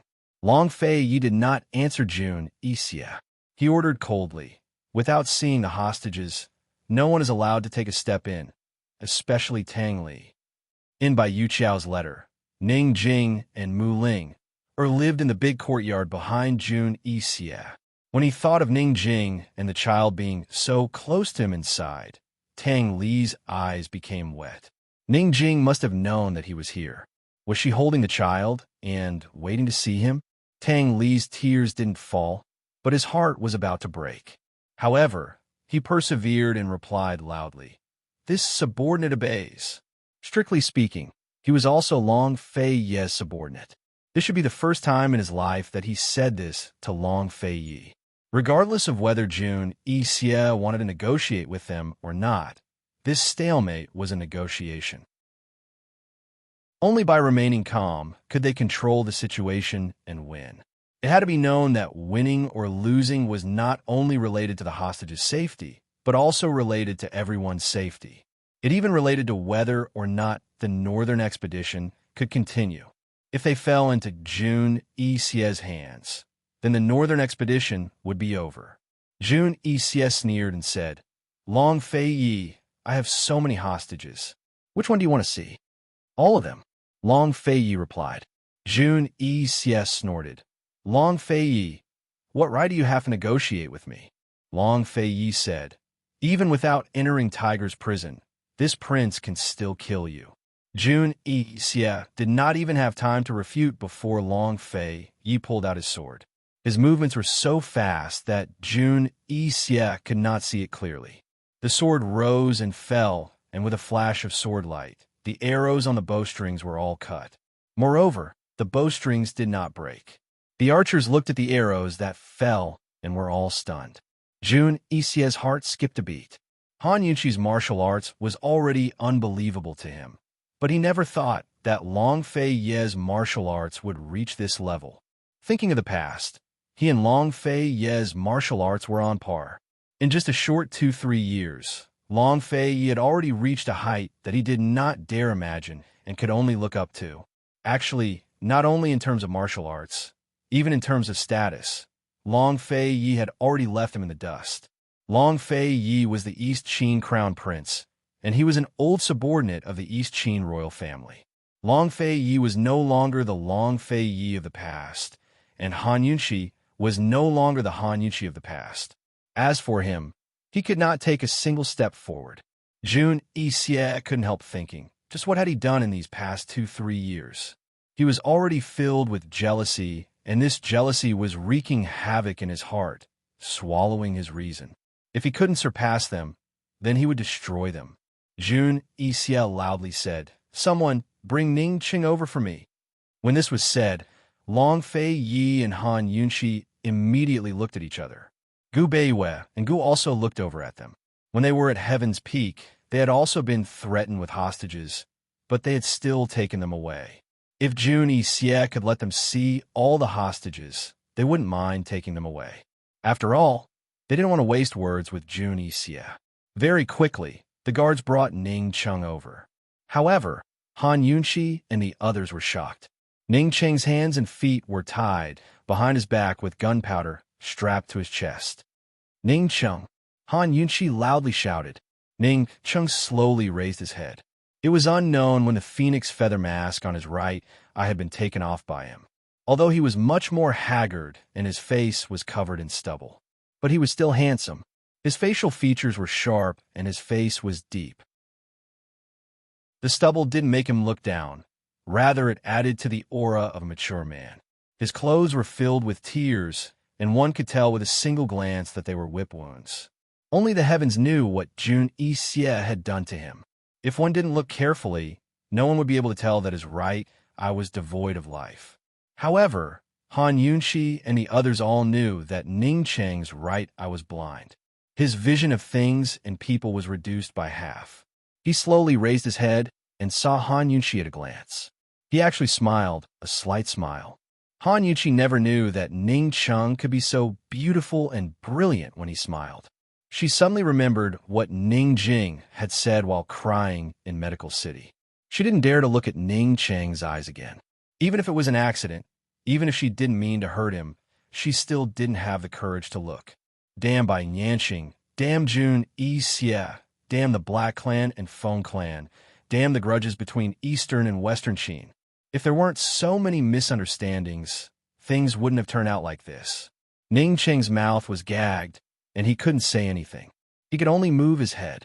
His smile quickly disappeared, and he respectfully nodded at Han Yunxi as a salute. He slowly shook his head at Han Yunxi and the others, wanted to tell them not to come in. Ning Jing and the others were not in Tiger's prison. Jun Yixie only had him as a hostage. Jun Yixie not only tied gunpowder to him, but also buried countless gunpowder in Tiger's prison. As long as they stepped in, Jun Yixie would perish together with them. Jun Yixie grabbed the rope around Ning Cheng's waist with one hand and held a match in the other, looking very threatening. Han Yunxi and the others naturally saw Ning Cheng shaking his head and knew that he was telling them not to go in because there was an ambush. But how could they retreat just because there was an ambush? Gu Beiwei quietly walked to Long Fei Ye's side and whispered to him. They were evaluating whether they could make it in time if they made a move to snatch the hostages. Of course, they were just evaluating, because they hadn't seen the other hostages yet.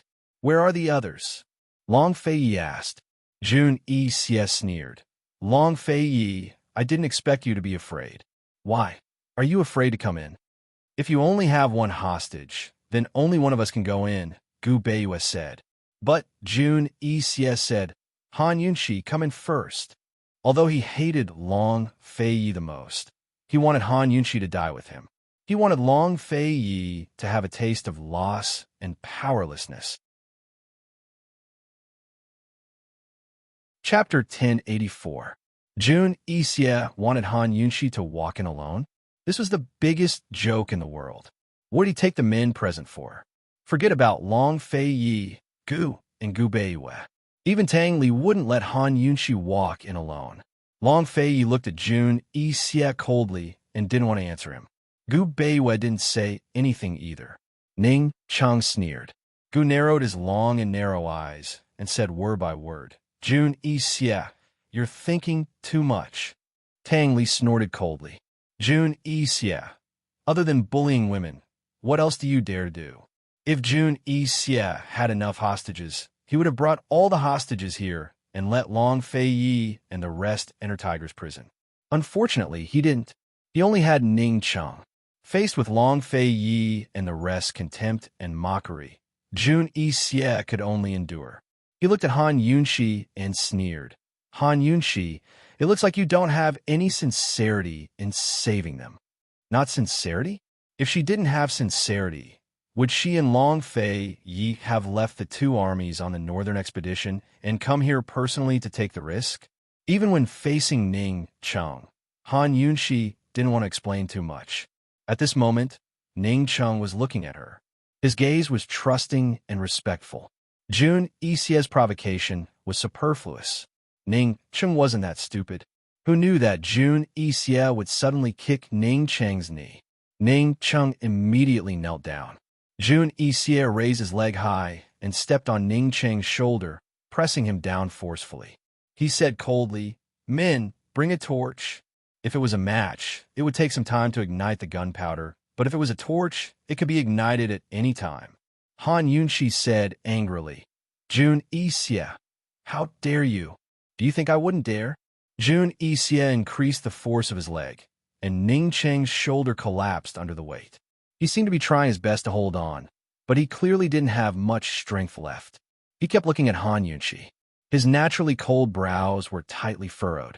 He kept shaking his head, telling her not to come over. Han Yunxi knew that he had been poisoned, and it was a very complicated poison. The detoxification system had been checking him urgently, but it hadn't detected the detailed situation yet. Han Yunxi, are you coming in or not? Jun Yixie asked again. He pulled out a dagger from his waist with his other hand. He leaned over evilly, exerting all his strength on Ning Cheng's back. The tip of the dagger was pressed against Ning Cheng's other shoulder. Han Yunshi, you don't have to come in. If you kill him, this prince still has another hostage. You have plenty of time to slowly think about it. This prince, wait. Jun Yixie smiled as he gently pierced Ning Cheng's clothes with the dagger. Han Yunshi's eyes emitted a terrifying killing intent. At this moment, she wanted nothing more than to tear Jun Yixie into pieces. Gu Beiwei, how confident are you? Long Fei asked in a low voice. I'm not confident. Gu Beiwei answered honestly. If it was a moment ago, perhaps he was 70 to 80% confident that he could snatch the hostage from Jun Yixie's hands. But now, Jun Yixie was holding a torch, not a match. Moreover, Jun Yixie's dagger was already pressed against Ning Cheng's shoulder. Right now, he only had 50% confidence. He didn't like to take risks, especially at a time like this. 50% confidence was 0 to him. If he didn't take risks and stayed in a stalemate, he might still have a chance. If he took risks and lost, he and Ning Cheng would both be killed. Moreover, no one could predict whether the explosion of the gunpowder on Ning Cheng's body would endanger the courtyard behind them, or what kind of casualties it would cause. How could Gu not have the same thought? The situation they were facing now was completely different from what they faced at the top of Heaven Mountain. Gunpowder didn't allow for the slightest bit of risk. Moreover, those people from Evil Sword School were afraid of death. Jun Yixie seemed to be prepared to die together with them. From the moment they saw Ning Cheng being escorted over, they had been assessing the risk of saving him. Once Gu's thorny vine sprang out from under Jun Yixie's feet. Who knew if Jun Yixie would choose to die together with them? At this moment, Jun Yixie's dagger suddenly pierced Ning Cheng's shoulder. Ning Cheng silently endured it. He was still looking at Han Yunshi and shaking his head. Cold and indifferent, Han Yunshi looked on indifferently. However, her heart was already burning with anger. Jun Yixie was ruthless. He suddenly pulled out the dagger and blood splattered everywhere.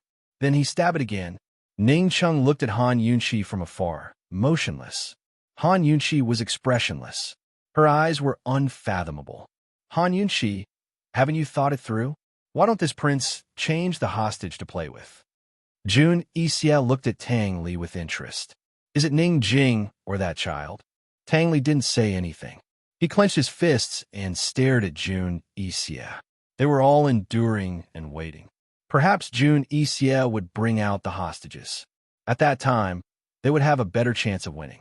But who knew that Jun Yixie suddenly changed his mind? Forget it, forget it. Ning Cheng's life is tough. He pulled out the dagger and pressed it against Ning Cheng's ear. He chuckled and said, Han Yunshi, do you want this ear or I'll go over? Han Yunshi finally couldn't take it anymore. Jun Yixie, you just own my life. Let go of Ning Cheng. I'll go over. Han Yunshi said coldly. At her words, Ning Cheng's calm gaze suddenly turned sharp and fierce, almost ferocious. Even though he couldn't speak, anyone could tell that he was fierce to Han Yunshi. He was warning Han Yunshi. Wasn't this woman always smart, calm, and ruthless? Can't she tell that Jun Yixie's true target is her life?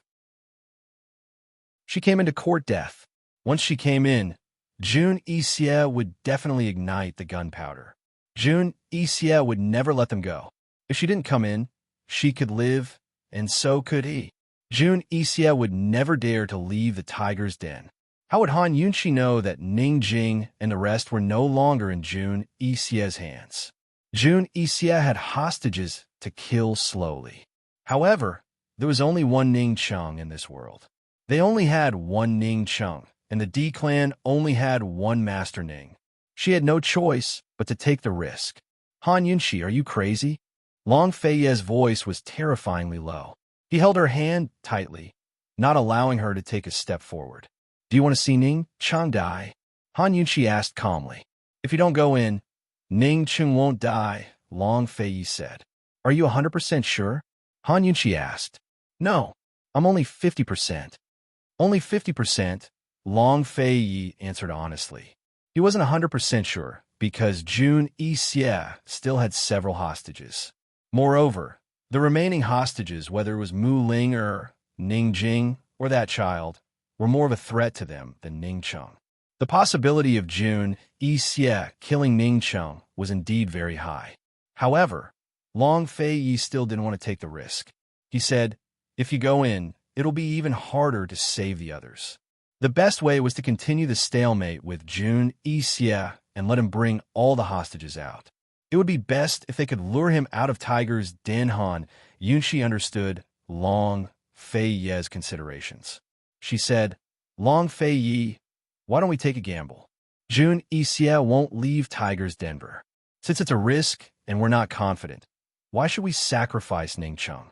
If they continued the stalemate, they weren't 100% sure that they could see all the hostages, lure Jun Yixie out, and protect Ning Cheng.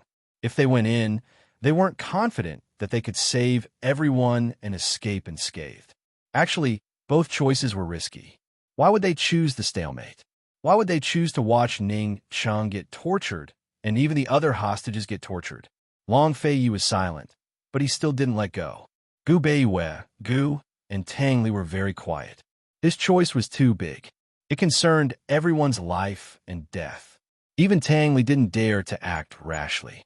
Han Yunshi whispered again, "Everyone, if we act immediately after entering, will we have a higher chance of success?" They were still 2 to 3 meters away from Tiger's Denver. If they entered the courtyard, would they have a higher chance of success? I'm still not 100% sure. At most, I'm 70% sure. Gu Beiwei had already considered this problem. "I'm 70% sure too," Gu answered. "Long Fei Yi, what do you think?" Han Yunshi's face was cold and stern as she asked in a low voice. Long Fei Yi didn't answer Han Yunshi's question. He said directly, "Gu Beiwei, I'll leave Ning Cheng to you. Tang Li and Gu, go save the others. Jun Yixie, leave it to us." After he finished speaking, he didn't let Han Yunshi walk by herself. Instead, he held her hand and walked forward. Gu Beiwei and the other 2 immediately followed. Ning Cheng didn't expect Long Fei Yi to not stop Han Yunshi and come over personally. He immediately glared at Long Fei Yi. His gaze was full of warning. But who knew that Long Fei Yi would let him glare at him and remain indifferent? At this moment, Ning Cheng was unable to restrain his anger. How could Long Fei Yi do this? How could he bring Han Yunshi here to die? How could he bring everyone here to die? Ning Cheng began to struggle. He really wanted to tell them the truth. He wanted to tell them that Jun Yixie only had one bargaining chip, but no matter how much strength he used, he couldn't move. Jun Yixie had him firmly restrained. Jun Yixie looked coldly at Han Yunshi and the other 4 people approaching step by step. His lips curled into a bloodthirsty smile. This was the result he wanted. It couldn't be any better if all of them came over. Jun Yixie felt all the blood in his body boil as he tightened his grip on the torch and made his final preparations. As soon as Han Yunshi and the rest crossed the threshold, he would ignite the gunpowder on Ning Cheng's body. His subordinates would also detonate the gunpowder hidden around Tiger's prison. Who cared about the ups and downs of Cloud Realm Continent? Today, Jun Yixie, would bury the 2 masters of Eastern and Western Qin with him. He had no glory in life, but in death, his name would be recorded in the annals of history for all eternity. The torch in Jun Yixie's hand burned brightly. The guards hidden around them all blew on their torches and placed the flames near the fuse of the gunpowder. Everything was ready. Han Yunshi and the rest advanced step by step until they were very, very close to the gates of Tiger's prison. 10 more steps, and they'd be there. Jun Yixie's smile grew wider and wider, while Ning Cheng's eyes grew more and more despaired. Jun Yixie stared at Han Yunshi's footsteps as he silently counted down. 10, 9, 8 suddenly. Chapter 1085. Suddenly, a familiar voice came from behind Han Yunshi and the others. This voice was Qi brother. Qi brother. Gu Qixiao's first reaction was to turn back and be stunned by the scene behind the curtain. This was definitely the scene that Gu had the deepest impression of Mu Ling so far. Mu Ling was holding a baby in swaddling clothes, riding on the back of a huge white tiger, leaning in the arms of a tall man. Even though the only person she acknowledged, Han Yunxi, was present, even though Long Fei Yi, who she was afraid of, was also present, she only had eyes for him. She was clearly crying, but she smiled at him. She smiled as if all the flowers in the world had bloomed. She smiled as if the years would be peaceful and beautiful from now on. She smiled as if everyone who saw her would unconsciously forget all their troubles and smile with her. This kind of smile was called happiness. Even if it was just seeing Qi brother, Mu Ling was happy. She smiled with tears streaming down her face. Qi brother, Linger missed you so much. Qi brother, Linger, finally got to see you. Everyone was stunned. Even Jun, Yixie, and Ning Cheng in Tiger Prison Courtyard were very surprised. They never thought that Mu Ling, and Deacon Jean would appear at this moment. Ning Cheng's eyes finally rekindled with hope. Mu Ling, and Deacon Jean were here. Jun Yixie's plot would definitely not succeed. Definitely not. Jun Yixie was stunned. He had already counted to 8. 7 more steps. 7 more steps, and he would be able to kill Long, Fei Yi, and all of them. Why? The snakes had already been poisoned to death, and the surrounding archers did not dare to shoot without Ning Cheng's orders. The tiger suddenly rushed over. They were still stunned. They did not know how the tiger and these two people came over. In fact, when Han Yunxi used poison to attract the poisonous mosquitoes and snakes, causing a commotion in the mountain, Deacon Jean and Mu Ling knew that reinforcements had arrived. Deacon Jean quickly discovered that the guards in the forest had all retreated to Tiger Prison. He knew that this was the best time for him to escape with Mu Ling. However, he still came over with Mu Ling. It was not for anything else, but because Mu Ling promised her something. If it was any other time, someone would have noticed that Mu Ling's long hair was missing. However, at this moment, no one had any extra thoughts. Everyone was surprised and pleasantly surprised. Tang Li's attention was all on the child in Mu Ling's arms. Before Mu Ling could speak, Tang Li rushed over. Child, my child, right? Yes. Mu Ling quickly handed the child to Tang Li. Tang Li was so surprised that he did not know what to do. He even forgot to reach out to take the child. Take it. Mu Ling jumped down from the tiger's back with the child in her arms. Tang Li, this is the daughter that Sister Jing gave birth to for you. Hurry up and hold her. Tang Li suddenly froze. He did not reach out his hand, but muttered, Where's Ning Jing? Why were there only Mu Ling, and Deacon Jean? Where was Ning Jing? Shouldn't Ning Jing be the one holding the child? Where was Ning Jing? Linger, what's going on? When did you leave Tiger's prison? Where's Ning Jing? Han Yunxi asked loudly. Long Fei Yi and the others also retreated. Gu Beiwei and Gu Jun brought up the rear. One was on guard against Jun Yixie in Tiger's prison, while the other was paying attention to the movements of the surrounding archers. After all, there was an additional child, so they had to be more cautious. Sister, Jin Zi saved us. Jin Zi knows the art of animal taming. He saved us, but they met a mysterious person. Jin Zi and I escaped with the child. Sister Jing, by Yu Qiao and Little Yu, we don't know where they are, Mu Ling said anxiously. Deacon Jean glanced at Tiger's prison and sneered. It seems that you were deceived by Jun Yixie. This time, everyone was even more shocked. When they did not see Ning Jing earlier, they thought that Ning Jing was still trapped in Tiger's prison. Who knew that the truth was like this? Jun Yixie actually deceived them like this. At this moment, Jun Yixie realized that the child was not Mu Ling's, but Ning Jing and Tang Li's. He was completely deceived by Bai Yu Qiao. However, Jun Yixie did not have time to think about this matter at this time. His attention was all on Deacon Jean, who was riding on the tiger's back. He finally knew who saved Mu Ling, and the others. He finally knew who stole the big white tiger that he had tamed for many years. He finally knew who was much more talented in animal taming than him. It was him, Deacon Jean. Why? He was just a slave of the Winter Crow clan. How could he? Who are you to the Black Clan? Long Fei Yi asked in a cold voice. Although Mu Ling, only said that Deacon Jean knew how to tame beasts. Deacon Jean was sitting on the white tiger at this moment. It was the white tiger that Bai Yu Qiao mentioned in the letter. In other words, Deacon Jean was controlling the tiger tamed by Jun Yixie. The Black Clan was an old subordinate of the East Qin imperial family. Long Fei Yi understood the Black Clan better than the other nobles. The Black Clan's animal taming technique was a kind of talent. Every generation, every person's talent was different. Those with the Black Clan's direct bloodline had the highest talent in animal taming. The tiger was the king of the mountain, one of the beast kings. Those who could tame the tiger had to have top talent. Moreover, the tiger that Deacon Jean tamed was one that Jun Yixie had already tamed. He controlled Jun Yixie's tiger to betray Jun Yixie. In other words, Deacon Jin's animal taming technique was far superior to Jun Yixie's. If Jun Yixie was the Black Clan's direct bloodline, then what was Deacon Jin's relationship with the Black Clan? No matter what, Deacon Jean was more honorable than Jun Yixie. As long as Deacon Jean was here, Jun Yixie did not have the qualifications to be the Black Clan's patriarch. Long Fei's question was also what Jun Yixie wanted to ask. Deacon Jean replied, "Who I am is not important.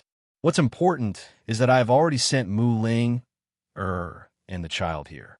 Return the slave contract to me."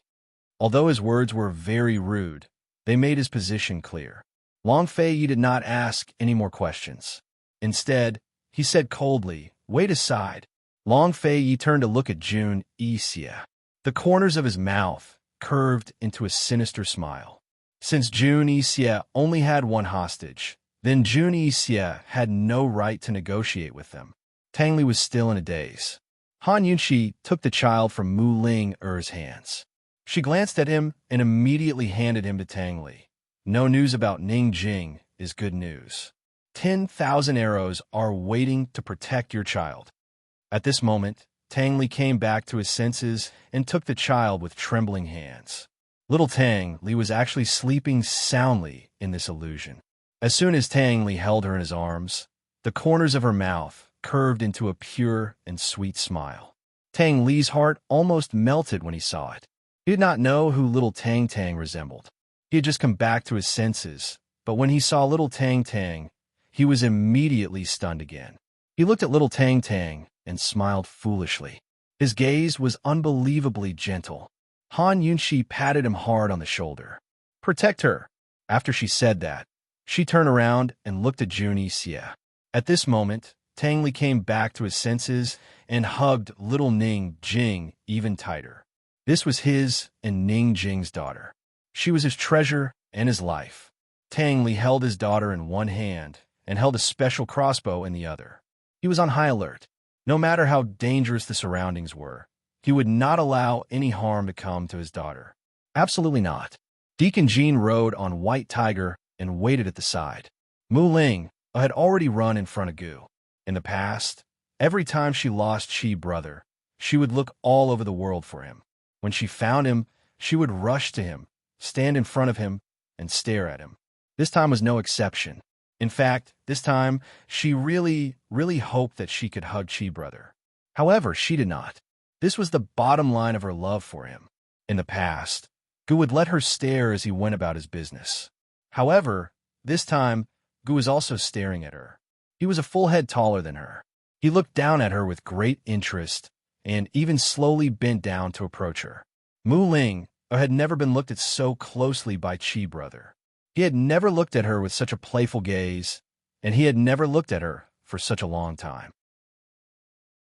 She, who had always been carefree, was a little embarrassed. Her ears immediately turned red. She was so embarrassed that she wanted to look away, but she could not bear to. At this moment, it was as if she and Qi brother were the only two people left in the world. Her cheeks flushed red as she continued to look into Qi Gij's eyes boldly. She saw that his eyes were filled with her. However, just as Mu Ling was enjoying herself, Gu's forehead suddenly bumped into Mu Ling-er's. "It hurts," Mu Ling-er blurted out. Gu immediately let go and said coldly, "Stupid girl, when did you get pregnant with Qi brother's child?" Mu Ling-er rubbed her forehead.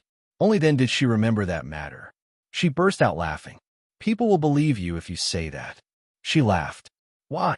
Gu Qixiao asked in a low voice. Mu Ling laughed even louder.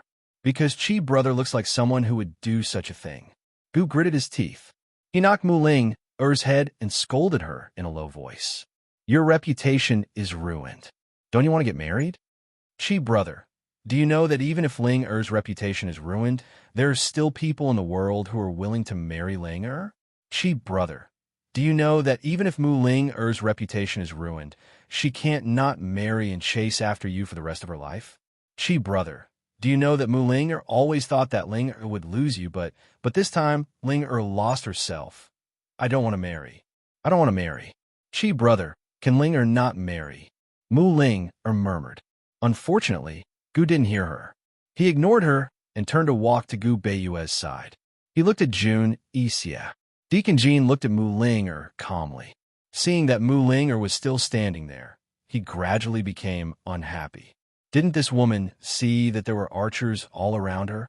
Didn't she see that Jun Yixia and Long Fei Yi were at daggers drawn? Why wasn't she coming over? With her strength alone, could she fight against these archers? Just as Deacon Jean was about to speak, Mu Ling consciously walked back. She would definitely do what she had promised. Deacon Jean looked down at her from above. Although he was very unhappy, he still reached out to her. Come up. Mu Ling sat on the tiger's back. Deacon Jean rubbed her forehead and whispered, Does it hurt? Jun Yixia didn't know that the child was Ning Jing and Tang Li's. I was too excited writing and didn't pay attention to the details.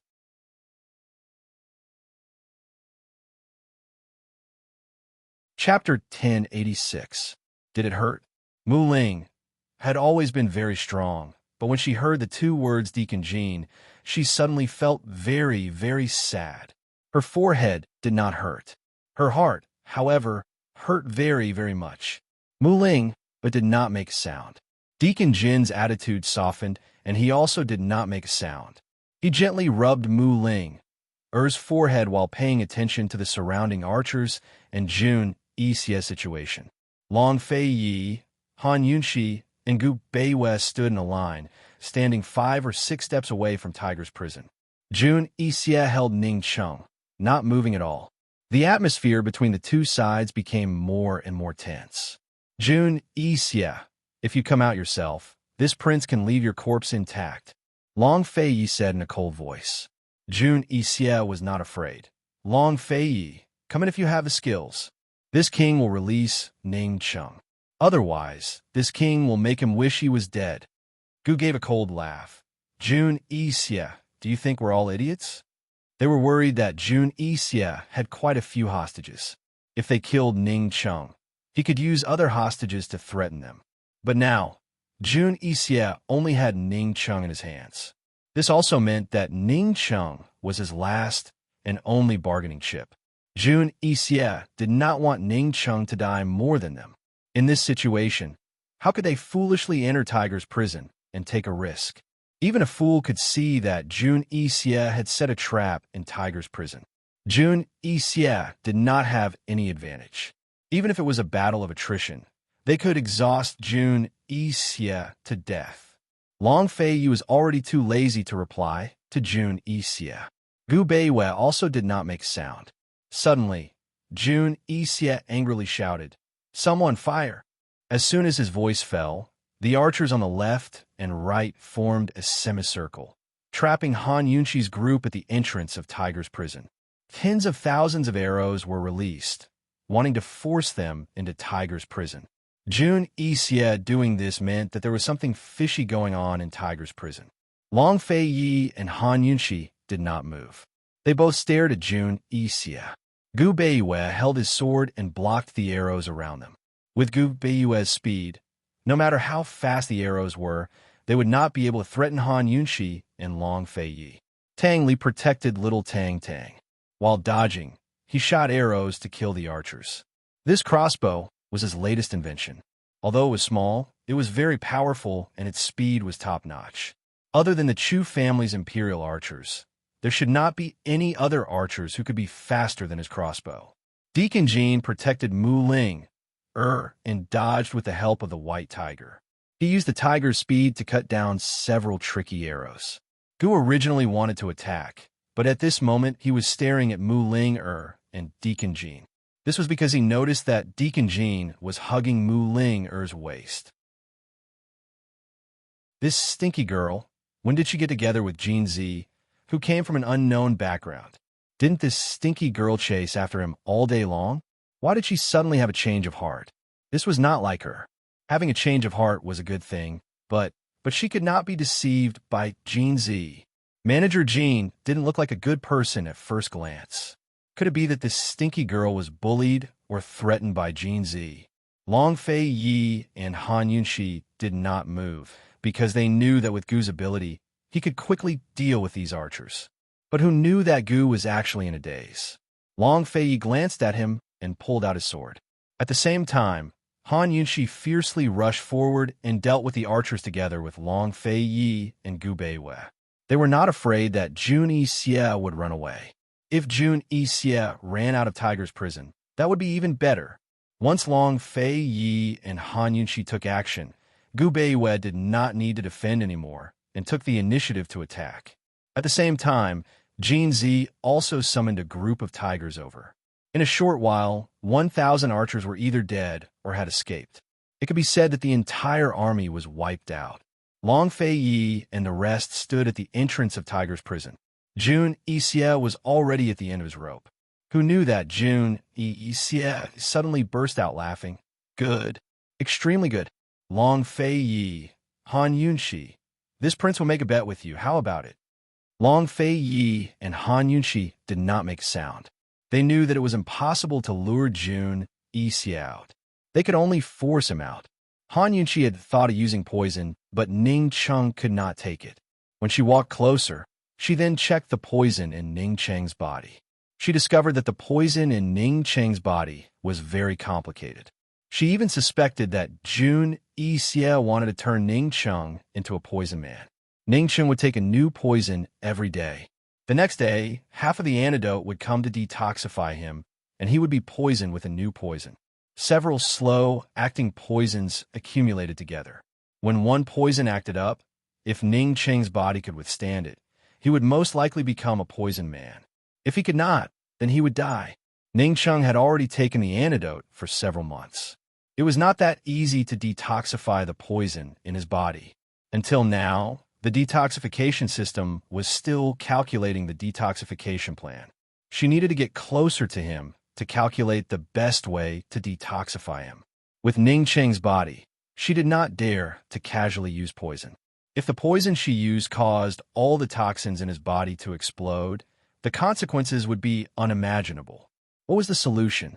If she did not think of a solution soon, Ning Cheng would definitely suffer again. Han Yunxi did not want to see Jun Yixie abuse Ning Cheng to threaten them. Who knew that the situation was much worse than Han Yunxi imagined? Jun Yixie, who was forced into a desperate situation, actually grabbed the fuse of Ning Cheng's gunpowder and pulled it out. What was he trying to do? Jun Yixie, stop! Long Fei Yi and Han Yunxi shouted at the same time. They never thought that Jun Yixie would do this. But Jun Yixie still lit the fuse. At this time, Ning Cheng's tightly knitted brows suddenly loosened as if he was relieved. He looked at Han Yunxi, and his eyes revealed a smile of relief. He used this smile to tell Han Yunxi not to come over and goodbye. Gu Beiwei, Gu, save them. Long Fei Yi said coldly and was about to make a move himself. Hearing this, Jun Yixie broke into a soundless chuckle as he looked at them. Even if Jean Z and Mu Ling came, so what? Long Fei Yi and the rest would still enter Tiger's prison. They couldn't escape. Who knew that in such an urgent situation, Han Yunxi would actually stop them? She said loudly, Jun Yixie, Jean Z is the Black Clan's direct descendant. Actually, you're not. You've been deceived by Bai Yanqing. Do you want to know who you really are? Do you want to know what your relationship with Bai Yanqing is? When she said this, Jun Yixie was stunned. He knew that Jean Z must be the Black Clan's direct descendant. He also knew that Jean Z's bloodline must be nobler than his. So what? He was also the Black Clan's direct descendant. But Han Yunqi's words made him doubt himself, especially when Han Yunqi mentioned Bai Yanqing. He couldn't help but doubt himself. Deacon Jean was stunned, but the flame did not stop. The flame continued to burn along the fuse and gradually burned towards the gunpowder bag. It burned faster and faster. Even if the fuse was stretched out by Jun Yixie, the fuse was still limited. Time was very, very tight. Actually, Long Fei Yi and the others didn't have much of a chance of winning when they first started, much less now. Han Yunqi had no room to retreat, and she didn't have time to hesitate. Even though she was very, very nervous, she still held on and calmed down. Her method was less risky than Long Fei Yi and the others. She said, Jun Yixie, Bai Yanqing lied to you. Is it worth it for you to fight with us? He might even be watching the show from the sidelines right now. These words completely agitated Jun Yixie. Jun Yixie abruptly grabbed the spark of the fuse and extinguished it with his bare hands. Seeing this, everyone heaved a sigh of relief, especially Han Yunqi. She didn't dare to stop. She gave Long Fei Yi a look and immediately said, Jun Yixie, you want the world, but do you know what Bai Yanqing wants? Actually, Han Yunqi didn't know who Jin Zi was at all. She also didn't know what Jun Yixie's status in the Black Clan should be. She also didn't know what Bai Yanqing's motive for stirring up the world was. Bai Yuqiao had told them that Jun Yixie had been tricked by Bai Yanqing, and Jin Zi's appearance made her know that Jun Yixie didn't have the noblest bloodline among the Black Clan's orphans. Han Yunqi purely used this information to raise some sensitive questions and make Jun Yixie mistakenly think that she knew the truth. Jun Yixie's temperament was extremely high, and he cared a lot about his face. Moreover, he hated Bai Yanqing so much. After being provoked by Han Yunqi, how could he not figure out? What exactly does he want? Jun Yixie roared. Jun Yixie, you're so smart, but you don't know what he wants. Han Yunqi stalled for time and diverted Jun Yixie's attention. Gu Beiwei had been staring at the torch in his hand for a long time, and Long Fei Yi was ready to make a move at any time. When Jun Yixie wasn't paying attention, as long as Gu Beiwei snatched the torch in his hand, and as long as Long Fei Yi rescued Ning Cheng from his hands, then everything would be over. At Han Yunqi's words, Jun Yixie began to seriously ponder the matter. Long Fei Yi and Gu Beiwei were still waiting for the best time. After all, this matter didn't allow any mistakes. Once Jun Yixie found out that he was tricked by Han Yunqi, they wouldn't have another chance. At this time, Deacon Jean shouted, Jun Yixie, I'm the Black Clan's orphan, you're not. You're just... Deacon Jean didn't continue, but he successfully attracted Jun Yixie's attention. Jun Yixie looked at him. Long Fei Yi and Gu Beiwei exchanged glances. Here's their chance. Gu Beiwei suddenly flew over, and Long Fei Yi followed closely behind. Jun Yixie came back to his senses and subconsciously held the torch tightly. Just as he was about to light the fuse, Gu Beiwei appeared in front of him out of thin air and grabbed his wrist. Jun Yixie's other hand released the dagger and grabbed Ning Cheng's neck. Gu Beiwei's other hand immediately reached over and tried to pull his hand away. But Jun Yixie's grip was unwavering. At this time, Long Fei Yi arrived. Long Fei Yi didn't hesitate and kicked Jun Yixie's abdomen fiercely. Jun Yixie spat out a mouthful of blood, but unexpectedly, he actually laughed out loud. Although Long Fei Yi and Gu Beiwei didn't know what the ambush in Tiger's prison was, they knew that they had to get Ning Cheng out of here as soon as possible. Long Fei Yi pulled Jun Yixie's hand that was grabbing Ning Cheng's neck and was about to pull it away. Suddenly, there was a loud bang and the entire Tiger's prison exploded. Chapter 1087. It exploded. Tiger's prison suddenly exploded. A huge cloud of smoke instantly engulfed Long Fei Yi and the rest. In the blink of an eye, they had all disappeared. The torch in Jun Yixie's hand had clearly been knocked away by Gu Beiwei. What was with this explosion? Long Fei Yi, Han Yunqi cried out in shock. She allowed the dust and sand to fly towards her as she tried to move forward. "Poison lass, you're crazy," Gu roared. Soon, there was another boom and another explosion. This time, the explosion was much more powerful than the previous one. The entire tiger's prison was completely engulfed. Han Yunxi was affected by the explosion and was sent flying. Just as she fell to the ground, she didn't know who suddenly pounced on her and protected her in his arms. She couldn't see anything. She could only hear the sounds of explosions ringing out one after another. She could only feel waves of heat surging towards her from behind. The explosions continued. Jun Yixie's ambush in Tiger's prison was not for anything else but for gunpowder. Not only did he tie gunpowder to Ning Cheng's body, he even buried gunpowder in Tiger's prison. He wanted them to walk in so that they would perish together and die. Then wouldn't Long Fei Yi and Gu Beiwei and Ning Cheng. Thinking of this, Han Yunxi immediately struggled to get up. However, the person behind her protected her tightly and pinned her down. "Let go," she roared angrily. She didn't even realize how panicked and agitated she was. "Do you want to die? Don't move." The voice behind her was unusually sharp, but Han Yunxi could still tell that it was Gu's voice. This was probably the first and only time in her life that she had heard Gu's cold voice. After being yelled at by Gu, Han Yunxi finally regained her senses. That's right. Did she want to die? The explosions were still going on behind them. They were so close that they were lucky to be able to jump down in time and not be killed by the explosion. There was nothing they could do but wait. Han Yunxi stopped moving completely. All of the flying sand landed on Gu Qishao's body as he propped himself up with a hand on the ground. His head was bowed, his beautiful face devoid of its usual smile. Instead, it was solemn and indescribably cold. With such a huge explosion, Long Fei Yi and the others were not only doomed, they were dead for sure. No matter how fast Gu Beiwei was, the most he could do was to protect himself. After an unknown amount of time, the explosions finally stopped. Gu stood up and shook the sand off his body. Han Yunxi was covered in dust, even though she was protected by him. Moreover, her right shoulder was badly mutilated. She had just been injured by the explosion. At this moment, no one cared about their wounds. Han Yunxi and Gu were especially silent. They slowly turned around. How they wished that when they turned around, they would see a miracle in their familiar faces. However, the miracle did not happen. They did not even see Gu Beiwei. What they saw was a sea of fire.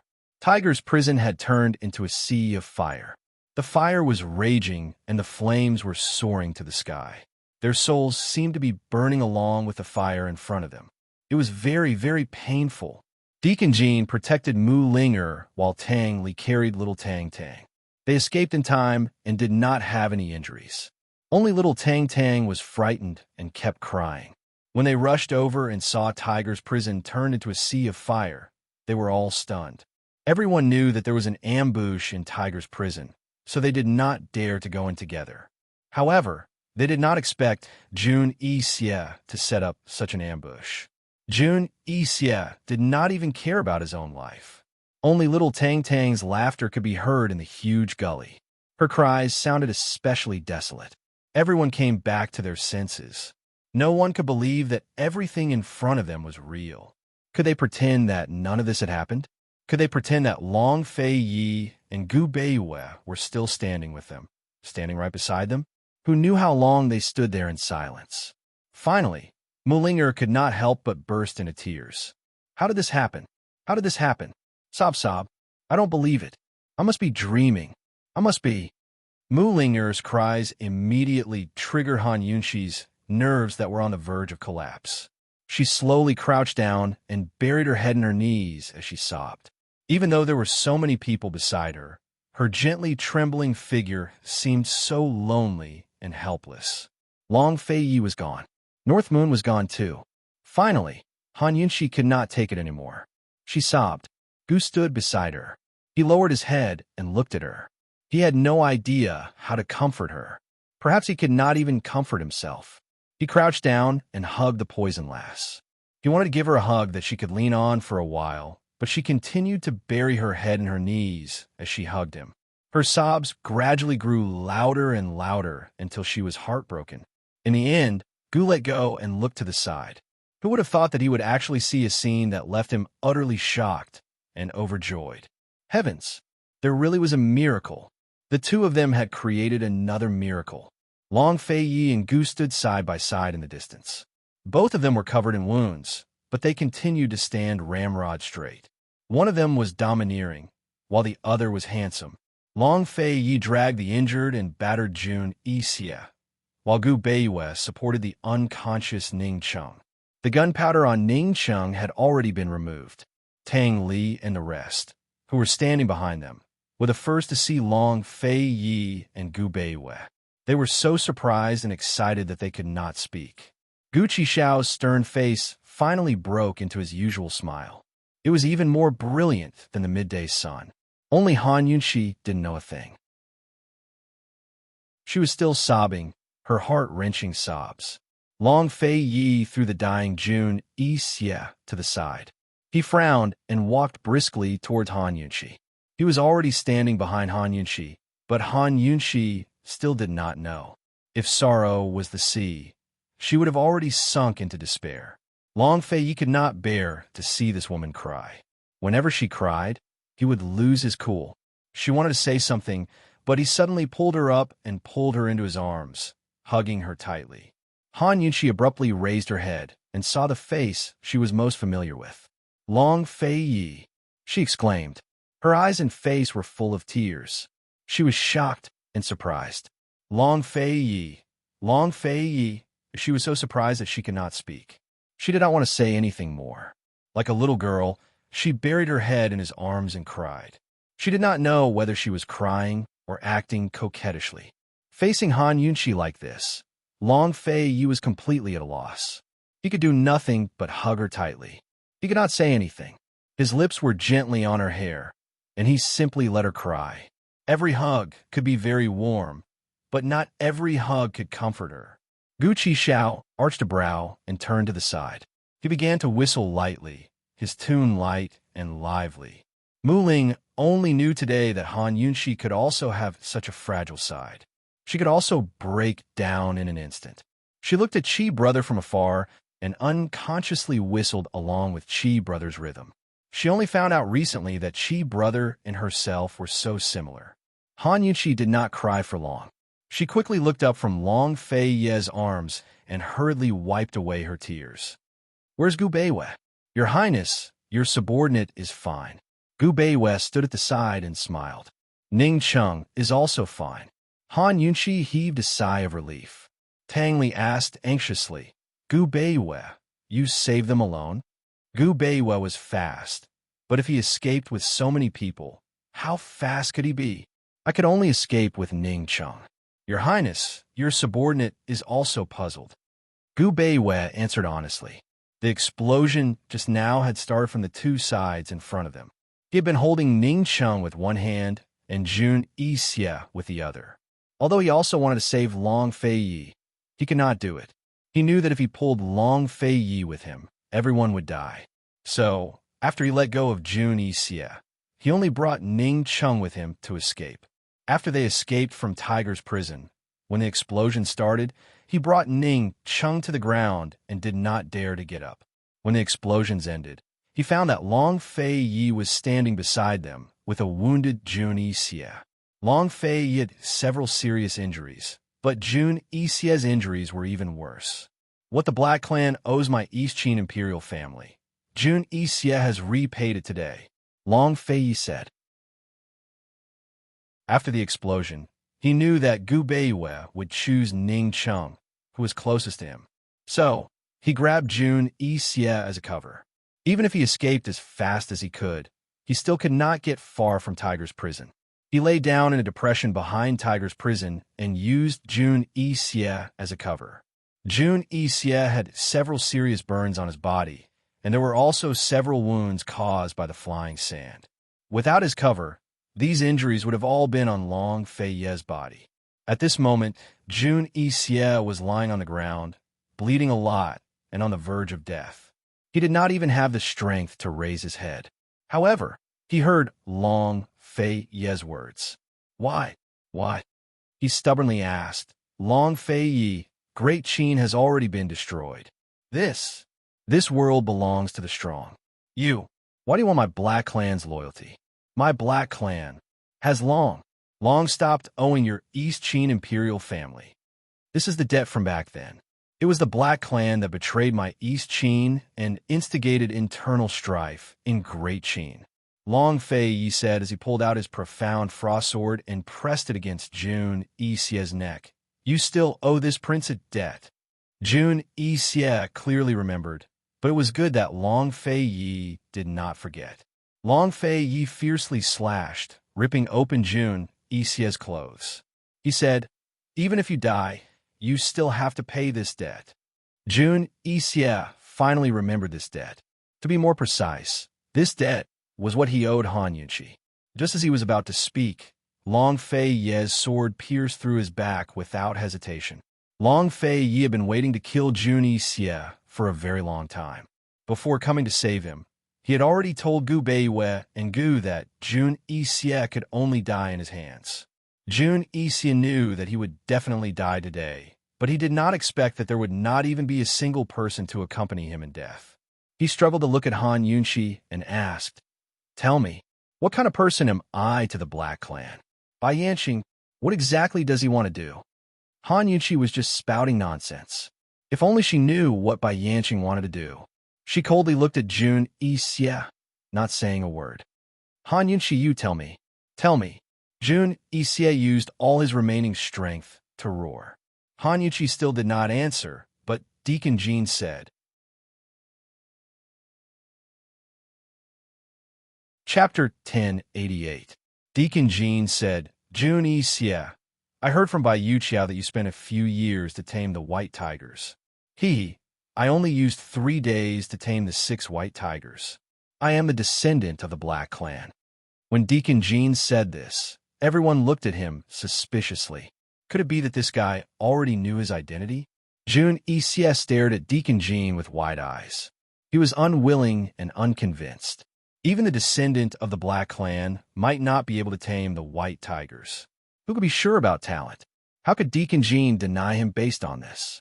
Who knew that Deacon Jean would say, the descendant of the Black Clan has always lived in seclusion in the Wintercrow clan and has never set foot in Northernly. Jun Yixie, I don't know who you are either. But let me tell you, there is absolutely no trash like you in the descendant of the Black Clan. At best, you are just an ordinary clansman of the Black Clan. When these words came out, Jun Yixie seemed to have suffered a great blow. He stared blankly at Deacon Jean, blood flowing from the corner of his mouth. Not long after, his head slowly fell to the ground. He slowly died, just like that, with his eyes wide open. He must have never thought that he would end up like this. No one present was surprised by Jun Yixie's death, because since they had come to save him, it was destined that either Jun Yixie would die or they would die. Everyone was curious about what Deacon Jean had just said. Just who are you? Long Fei asked coldly. I'm just a slave. Han Yunqi, give me back my indenture contract. Deacon Jean said snappily. His attitude seemed to dislike this group of people very much. In fact, he was usually like this. Cold to everyone, without much patience. Who are you in the Black Clan? Han Yunqi questioned. I said, I'm just a slave. Didn't you already investigate my identity long ago? Deacon Jean said again. Then why did you just say? Mu Linger couldn't help but speak up. Deacon Jean looked at Jun Yixie, who had died with his eyes wide open, and replied coldly, Revenge, on purpose. When these words came out, everyone looked at Deacon Jean in a new light. They felt that this guy was sinister and cruel. But Gu Qixiao only laughed out loud. Satisfying. I like it. As Gu Qixiao saw it, if Manager Jean hadn't said those words on purpose, Jun Yixie would have died too easily. Of course, while he was praising Manager Jean, a hint of wariness flashed past his eyes. What did such a sinister, cruel, and vengeful fellow do to his little lass? Other than being casual with him, his little lass wasn't a casual girl. At this moment, Gu Beiwei interrupted everyone and said, Princess, take a look at Ning Cheng first. Everyone's wounds need to be treated quickly. Han Yunxi then remembered that Ning Cheng had been poisoned. She hurriedly asked Gu Beiyue to put Ning Cheng down and lay him flat. She didn't care about her own wounds. She squatted by the side and activated the detoxification system to conduct a closer inspection. At such a close distance, the detoxification system's efficiency greatly increased. After a while, Han Yunxi exclaimed, "Quick, search Jun Yixie's clothes and find the antidote. Hurry!" Everyone didn't know what was going on. Could it be that Han Yunxi couldn't make the antidote for Jun Yixie's poison? Didn't she usually make the antidote very quickly? Although everyone understood, they still hurriedly helped to search.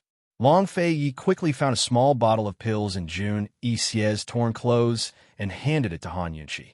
Han Yunxi poured out all the pills and quickly chose one. Long Fei Yi immediately came over to help. He pinched Ning Cheng's chin and forced Ning Cheng to open his mouth. Han Yunxi hurriedly stuffed the pill into his mouth.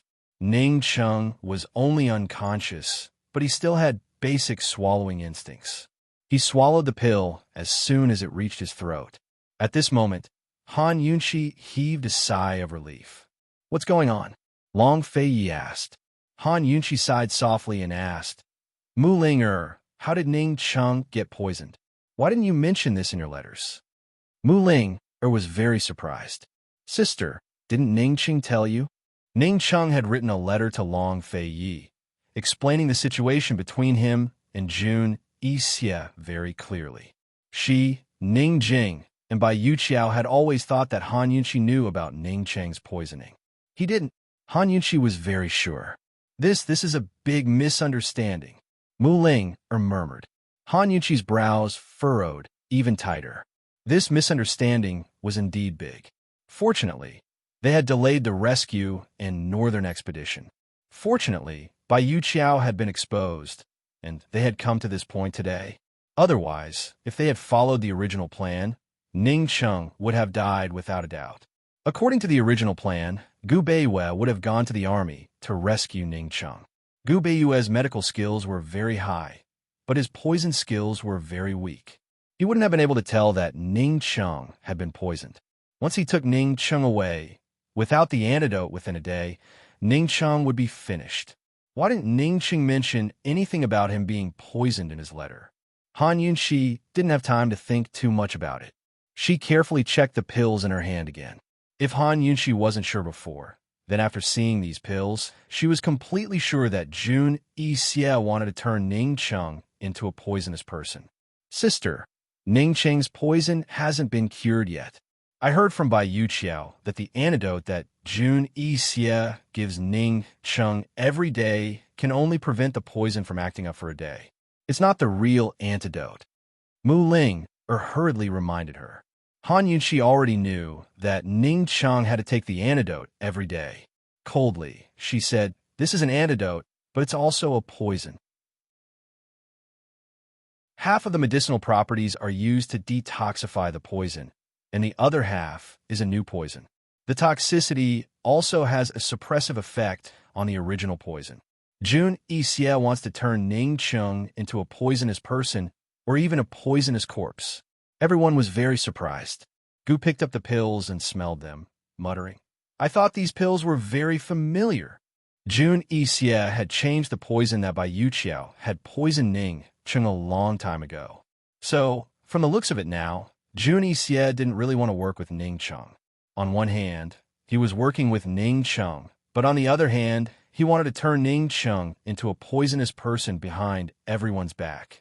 Once Ning Cheng became a poisonous person, then he would really be completely under Jun Yixie's control.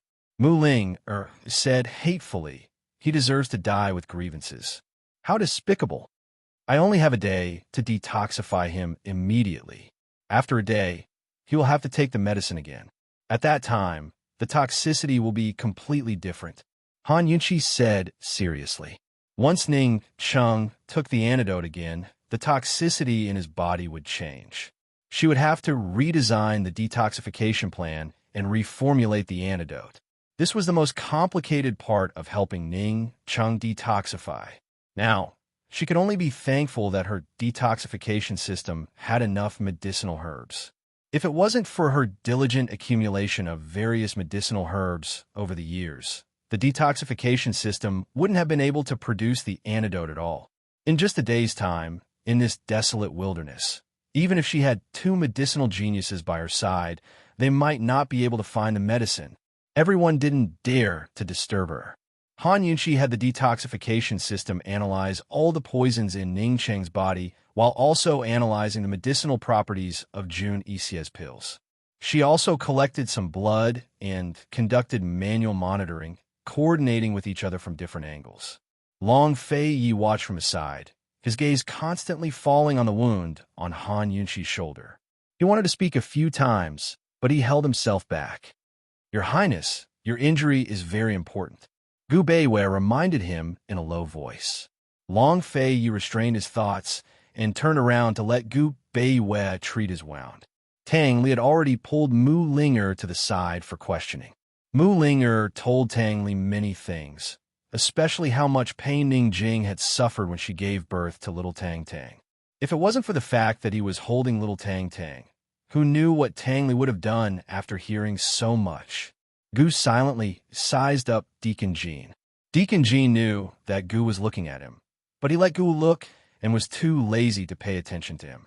Among this group of people, he was the most hostile to Gu. Not long after, little Tang Tang began to cry again. Tang Li actually didn't know how to coax a child. He hugged little Tang Tang and shook her, talked to her, and smiled at her. However, little Tang Tang continued to cry nonstop. Tang Li felt wronged and timid as he asked, "Linger, she can't be afraid of strangers, right?" Mu Linger didn't know what to say to him. She took little Tang Tang and said, "She's hungry." At this moment, Tang Li realized that there was no wet nurse. What did little Tang Tang eat for so many days? Mu Linger had no choice but to ask Deacon Jean for help. She said, "Jean Z is still hungry."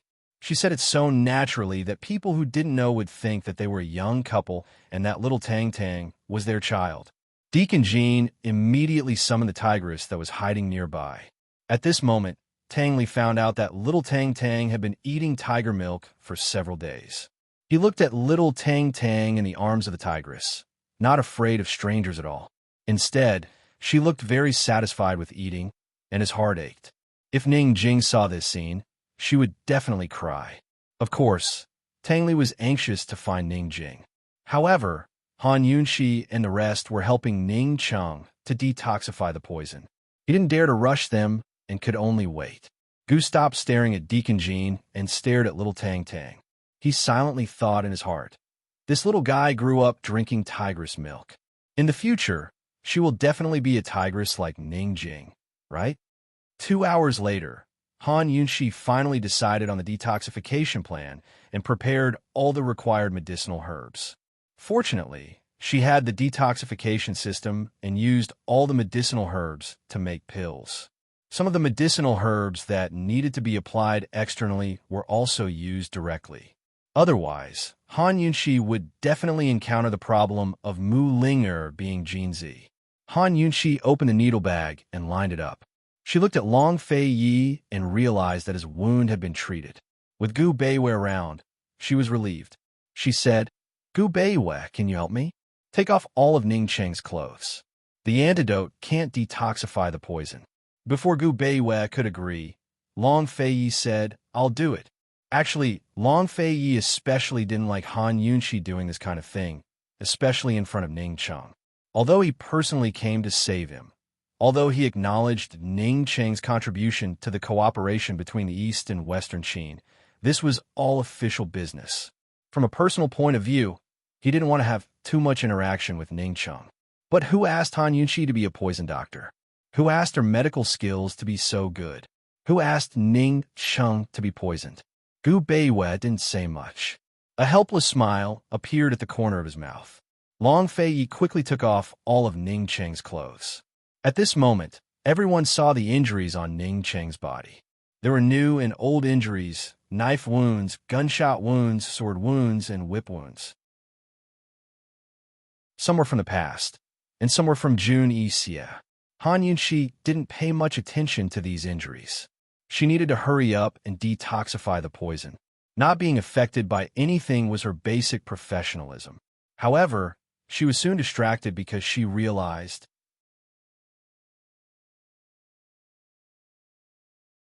Chapter 1089. What distracted Han Yunxi was none other than Ning Cheng's hand. If she hadn't held Ning Cheng's hand like this today, Han Yunxi wouldn't have thought that there would be something wrong with Ning Cheng's hand. She was very uneasy and didn't dare to make any wild guesses. She couldn't help but stop and say, "Gu Beiwei, come over and take a look. What's wrong with Ning Cheng's hand?" "Hand? What's wrong?" Gu Beiwei asked curiously.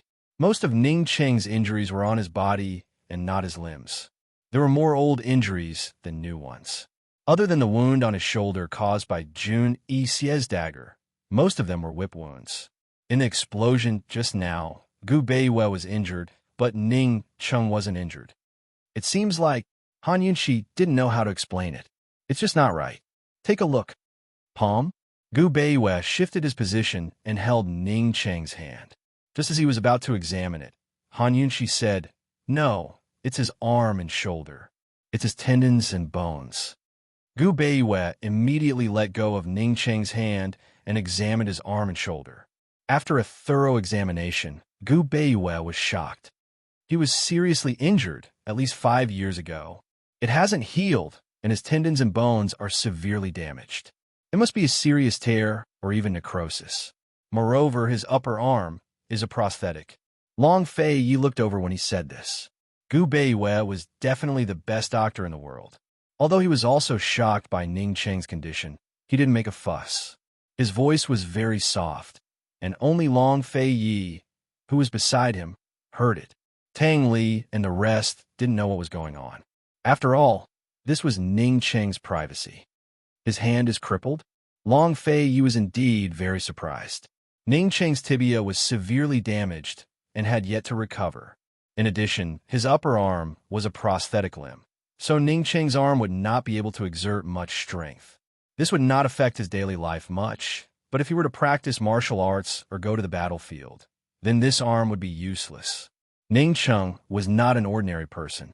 He was the leader of a clan and a general of an army. He was someone who had to gallop on the battlefield and kill his enemies. If nothing else, he had to hold the sword in one hand and the reins in the other to kill the enemy. How could a crippled arm restrain a frightened warhorse? Han Yunxi and Long Fei Yi had never heard of great General Ning's arm being crippled, much less the Ning clan head himself. Just how had Ning Cheng managed to hide this fact from the Tianing army and the D clan all these years? If Ning Cheng hadn't fainted today and they hadn't been able to grab his left arm, who would have thought it would be like this? Han Yunxi couldn't help but think back to her past interactions with Ning Cheng.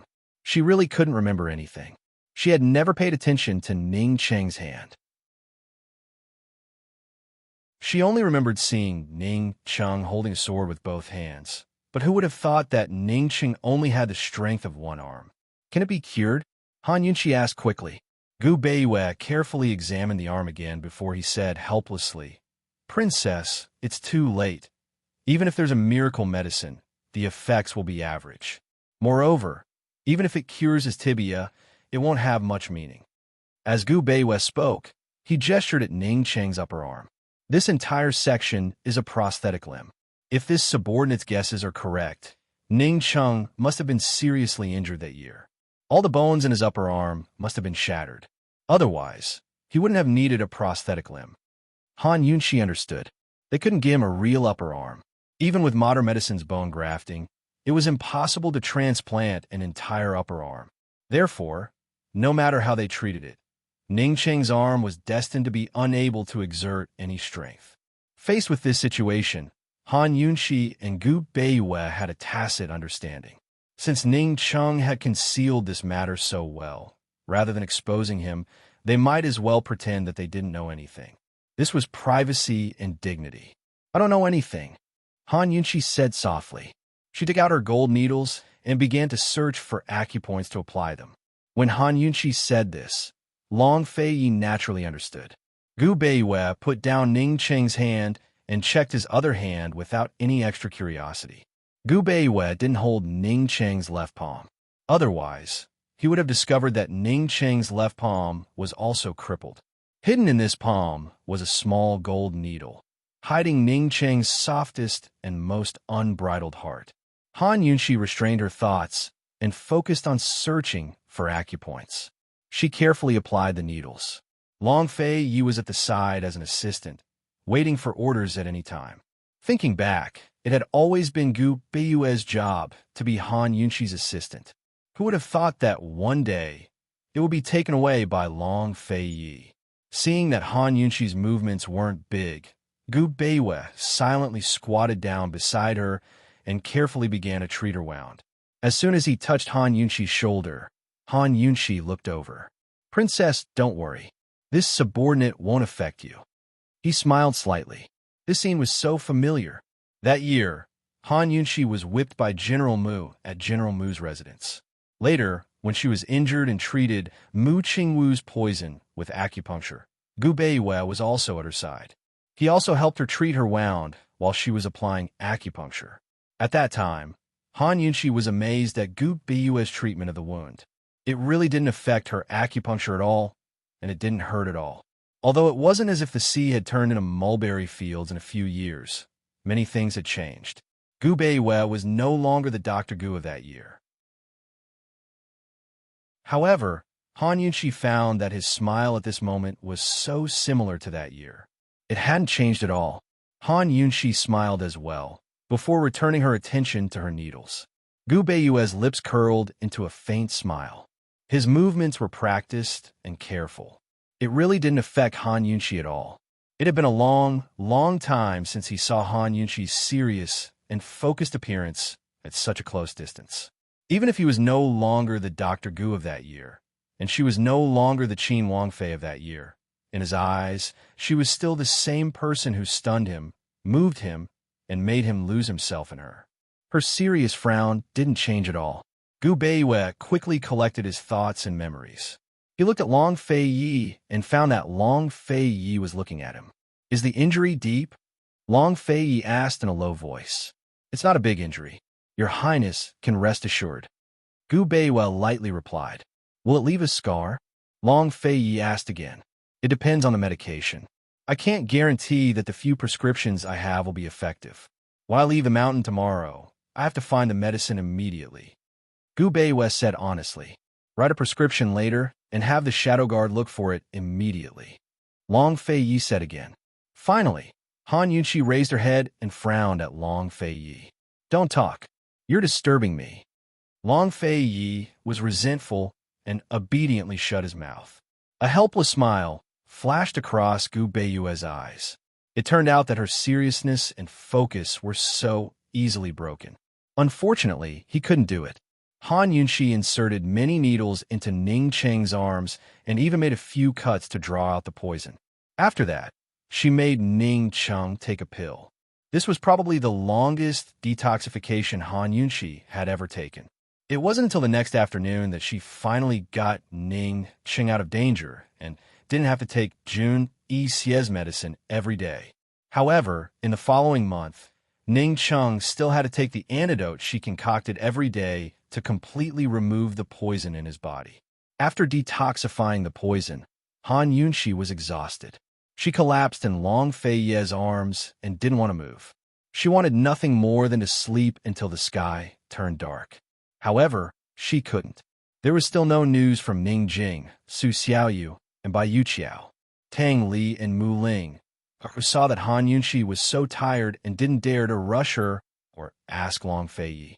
Unexpectedly, Deacon Jean spoke again. "Han Yunxi, where's my indenture contract?" Han Yunxi glanced at him. "I'm not free." "Wait." Han Yunxi really didn't understand where Deacon Jean got his confidence from to ask for his indenture contract from her. Didn't he know that all of this was caused by his kidnapping? It was fine that she wasn't in a hurry to settle the score with him, but he was in a hurry to collect the debt from her. Deacon Jean still wanted to speak, but Han Yunxi beat him to it. She said, "Ling, after you escaped from Tiger's prison, where did you meet with the kidnapping?" who had the ability to kidnap you. Yesterday, Mu Ling didn't explain it clearly. They were busy dealing with Jun Yixie, so they didn't ask much. Now that they wanted to find Ning Jing and the others' whereabouts, they naturally had to ask properly. Ning Jing hadn't even had a proper rest after giving birth before tossing about like this. Han Yunxi was worried for her. With such torment, no matter how much she nourished her body, she would still need to make up for it. Han Yunxi wasn't just worried about this. She had another layer of worry. Someone who could kidnap people from the tiger's claws couldn't be simple. She thought of someone, but she wasn't sure and hoped that it wasn't him. Speaking of the kidnapping, Mu Ling was still afraid. She said, "Sis, the person who kidnapped us was a mysterious person. He was masked, so we couldn't tell who he was. He was very powerful. We didn't even see what he did, but the two big white tigers melted into a pool of blood. Not even their bones were left. If Bai Yuqiao hadn't stopped him, Jin Zi, the children, and I wouldn't have been able to escape. That person wanted to kill us. I don't know either. It's poison." Han Yunxi hurriedly interrupted, as if she didn't want Mu Ling to continue speaking. Bai Yanqing. Long Fei was very sure. He finally understood why Jun Yixie didn't search for the hostages after losing them. Instead, he wanted to die together with them. From the looks of it, Jun Yixie already knew that the person who kidnapped them was Bai Yanqing. He couldn't beat Bai Yanqing, and he didn't know what Bai Yanqing wanted to do. That was why he gave up so thoroughly. "Mu Ling, what don't you know? Where's Ning Jing? Where's she?" Tang Li couldn't stay calm. Mu Ling had said so much to him just now. Didn't she say very clearly that Ning Jing and the others were kidnapped? Now what was she trying to say? Mu Ling was easily frightened. After being yelled at by Tang Li, she blurted out, Actually, I don't know if Ning Jing and the others were kidnapped, or..." Han Yunxi interrupted again. "All right, where did you get robbed? Take me there." "It's in the mountains behind Tiger's prison," Mu Ling said anxiously. Gu and Mu Ling walked in front. Deacon Jean followed behind with a gloomy face. Gu Beiwei supported Ning Cheng, and the group went to the back of Tiger's prison. The fire in Tiger's prison was still burning, and it lit up the surroundings. Before Mu Ling could say the exact location, Han Yunxi detected that there was poison nearby. She ran over first, and Tang Li followed closely behind. He was even faster than his brother. They didn't run far before they saw bloodstains on the ground.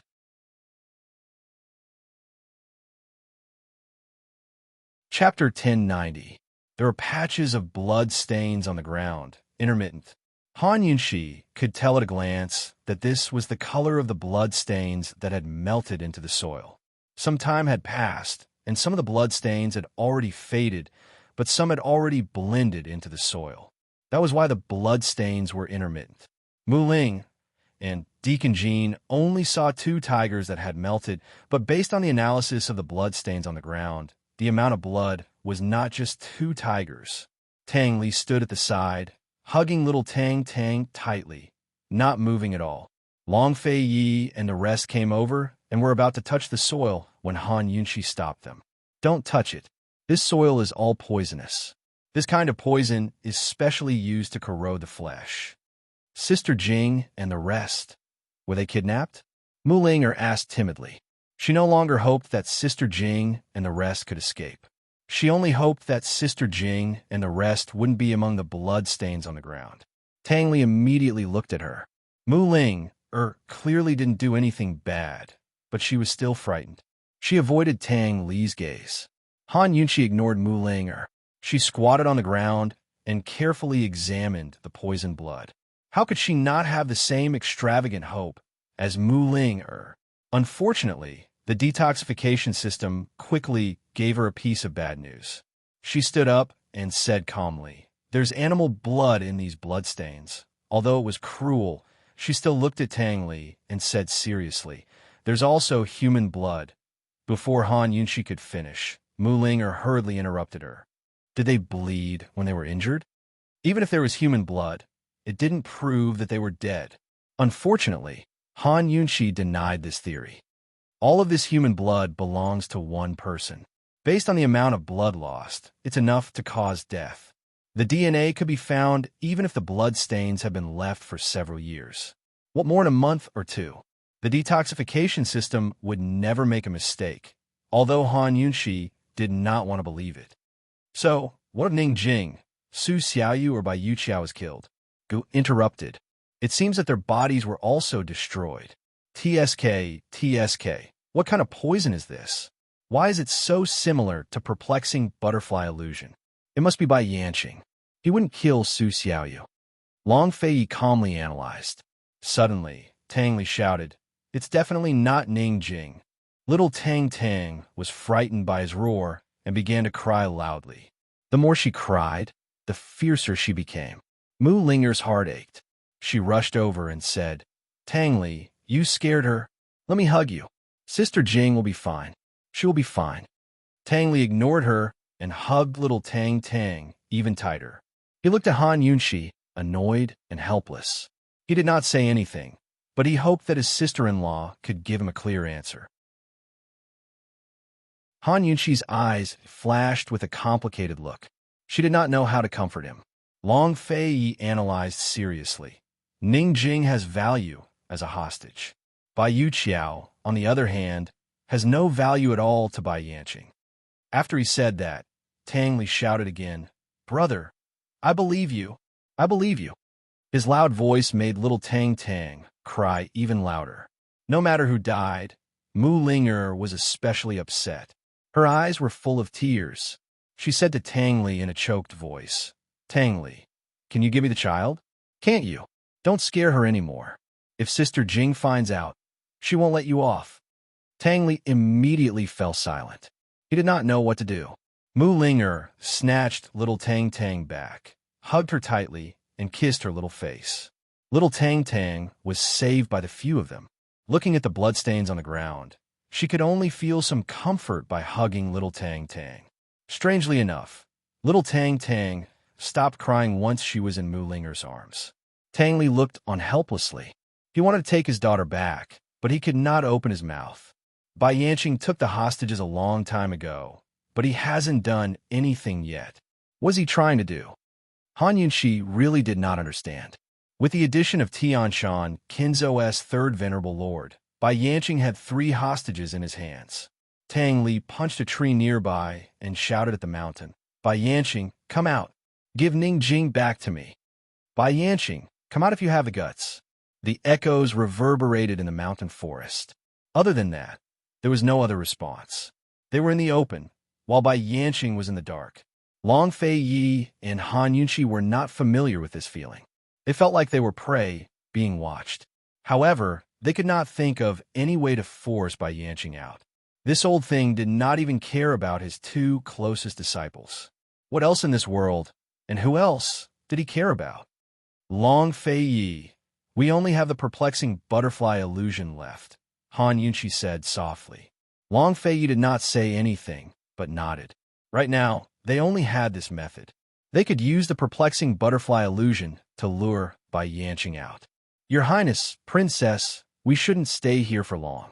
Let's go back to the army first and discuss this further," Gu Beiyue said seriously. Although things did not go as planned, at least they managed to rescue Ning Chong. Just as everyone was about to leave, Deacon Jean blocked Han Yunxi's path. He said word by word, "Han Yunxi, where's my indenture contract? Come back with us. We'll talk about it later." Han Yunxi said cold. "Impossible." Deacon Jean refused. Han Yunxi had been tolerating it, but when she heard this, she immediately flared up. She said rudely, "Then don't take it."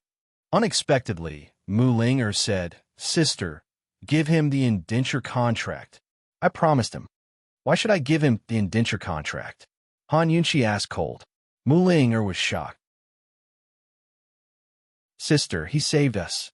Indeed, if Deacon Jean had not rescued Ning Jing and the others, they might not have been able to rescue Ning Chong from Jun Yixie so quickly, much less kill Jun Yixie so quickly.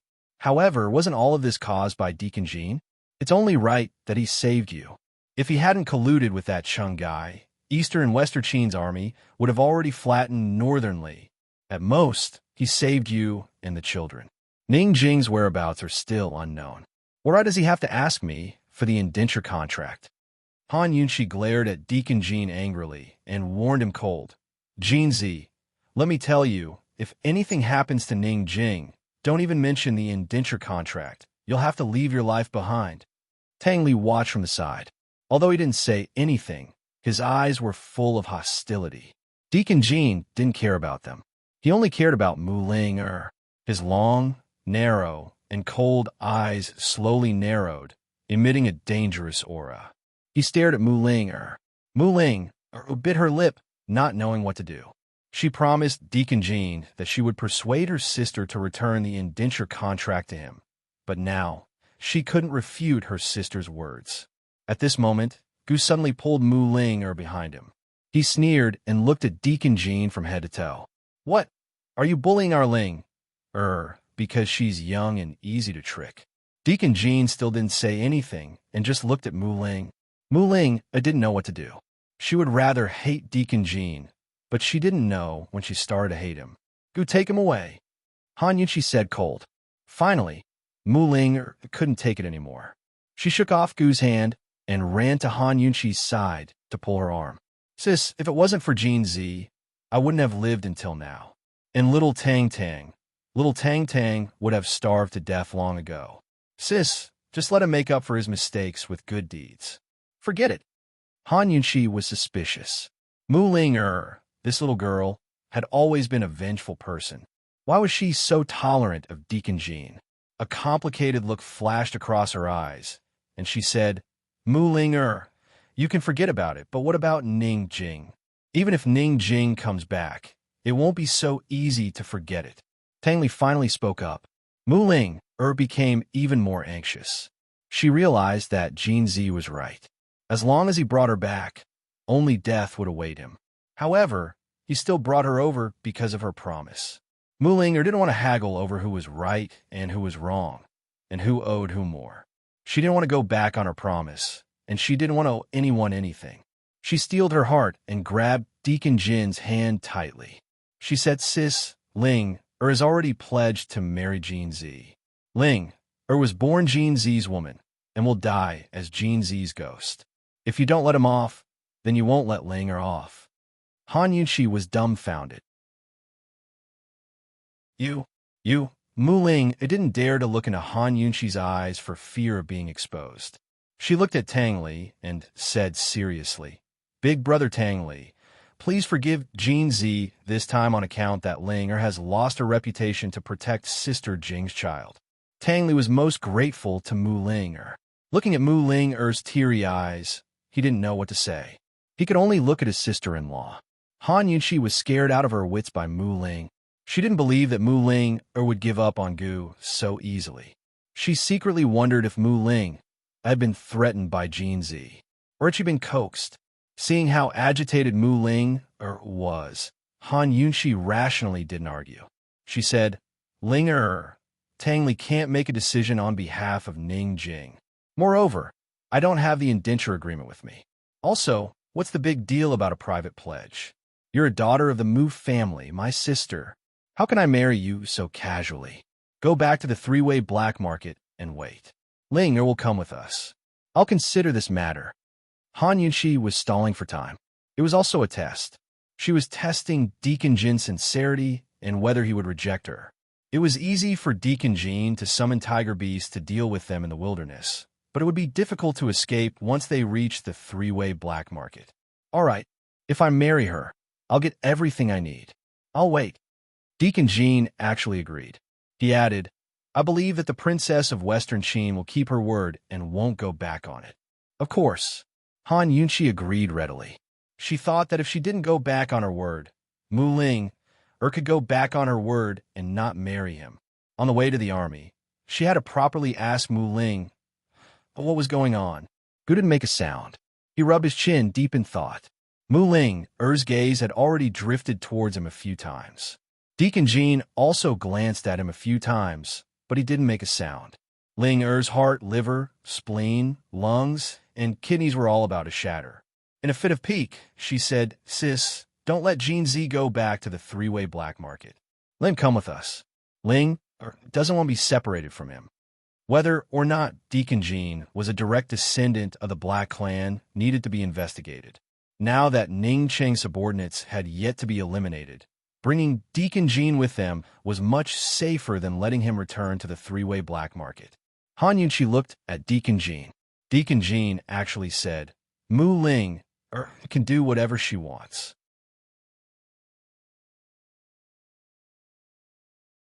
Chapter 1091. Although it was already nighttime, Han Yunqi's group did not stay for long and immediately left Tiger's prison. The trip to Tiger's prison saved them more time than they expected. At this time, the Ning army was still attacking the three-way pass. As soon as they left the mountain, Long Fei Yi received news that the breakthrough was going smoothly. Deputy General Xue estimated that they could take the three-way pass within 5 days. 30,000 steel cavalry were already waiting at the three-way battlefield. As long as the news of Jun Yixie's death spread, the three-way pass would collapse on its own, and the southern part of northern Li would be thrown into chaos. Long Fei Yi had already taken Jun Yixie's token and ordered the Shadow Guard to deliver it to Deputy General Xue. This was undoubtedly great news for the North Expedition Army. Han Yunqi's group was heading south and could meet up with Deputy General Xue's group. After saving Ning Cheng, Han Yunqi would not have to worry about the cooperation between Eastern and Western Qin. Even if there were any conflicts, they would be left to Long Fei Yi and Ning Cheng to discuss. Han Yunqi was happy and relaxed. After leaving the mountain, the group headed south. They did not know that the person they were looking for, Bai Yanqing, was actually in the mountain. After they left Tiger's prison, Bai Yanqing arrived. Beside him was a black-clothed servant, Hao San. Hao San knew that Jun Yixie had buried gunpowder in Tiger's prison. He also knew that Jun Yixie was determined to perish together with Han Yunqi's group. Therefore, he had already escaped from Tiger's prison. Jun Yixie's subordinates either died or fled. All that was left of Tiger's prison was a sea of fire. Jun Yixie's corpse was in front of this sea of fire. Bai Yanqing walked over and looked down at Jun Yixie. He said indifferently, "After all, he is old man's disciple." "Master, what is the background of that Deacon Jean?" Hao San asked. "He's definitely not a direct descendant of the Black Clan."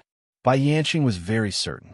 The Black Clan had the beast-taming technique, which didn't exclude the possibility that other clans on this continent also had this kind of talent and skill. Bai Yanqing did not know where Deacon Jean came from, but he was very sure that Jun Yixie was a direct descendant of the Black Clan. Ever since the war in the Great Qin Empire, the Feng Clan and the Black Clan had been on good terms. Jun Yixie's father was his best friend, so there was no mistake about it. Hao San frowned as he looked at Jun Yixie, who had died with his eyes wide open. He sneered, "This Jean Z is really vicious." Bai Yanqing didn't say much. He took out a bottle of poison and slowly poured it on Jun Yixie's body. Soon, Jun Yixie melted into a pool of blood. Not even his bones were left, as if he had never existed in this world. Hao San looked at his master's expressionless face and couldn't help but feel fear. Jun Yixie could be considered his master's half-son, but his master really didn't have any feelings for him. Master, from the looks of it, they shouldn't have gotten the Ganjiang sword yet. Hao San said again. Before he escaped from Tiger's prison, he paid special attention and didn't see any treasured swords in Long Fei Yi and Han Yunqi's hands. Bai Yanqing looked at the raging fire. His pale face was especially clear under the light of the fire. He smiled kindly and said, "Whether or not they have it, the old man won't give them any more time. Hao San, go and tell that great general that the Three Roads Pass is about to be broken. It's time to move." Yes. Hao San was overjoyed and immediately left. What Bai Yanqing wanted to do and who the great general was, this secret would be revealed soon. Danger was approaching Han Yunqi and the others, but it was a pity that they couldn't guard against it. When they reached the county town, Han Yunqi and the others changed into the carriage. Tang Li brought little Tang Tang back to the Tang sect first. He naturally had to come back, but he had to settle little Tang Tang down first. How could such a young child run around with everyone like this? Han Yunqi and Long Fei Yi naturally rode in the same carriage. Other than Gu, no one present dared to disturb them. Gu dared, but he didn't have the ability to do so. He, Gu Beiwei, and Ning Cheng were in the same carriage. Gu Beiwei was responsible for looking after Ning Cheng. Deacon Jean and Mu Linger were in the same carriage. The group disguised themselves as a caravan and set off from Tianhe City towards the southeast. That night, everyone was exhausted and nestled in their carriages to rest. Han Yunqi was in a daze when she suddenly woke up. She once again sensed that Lil Thing was cultivating.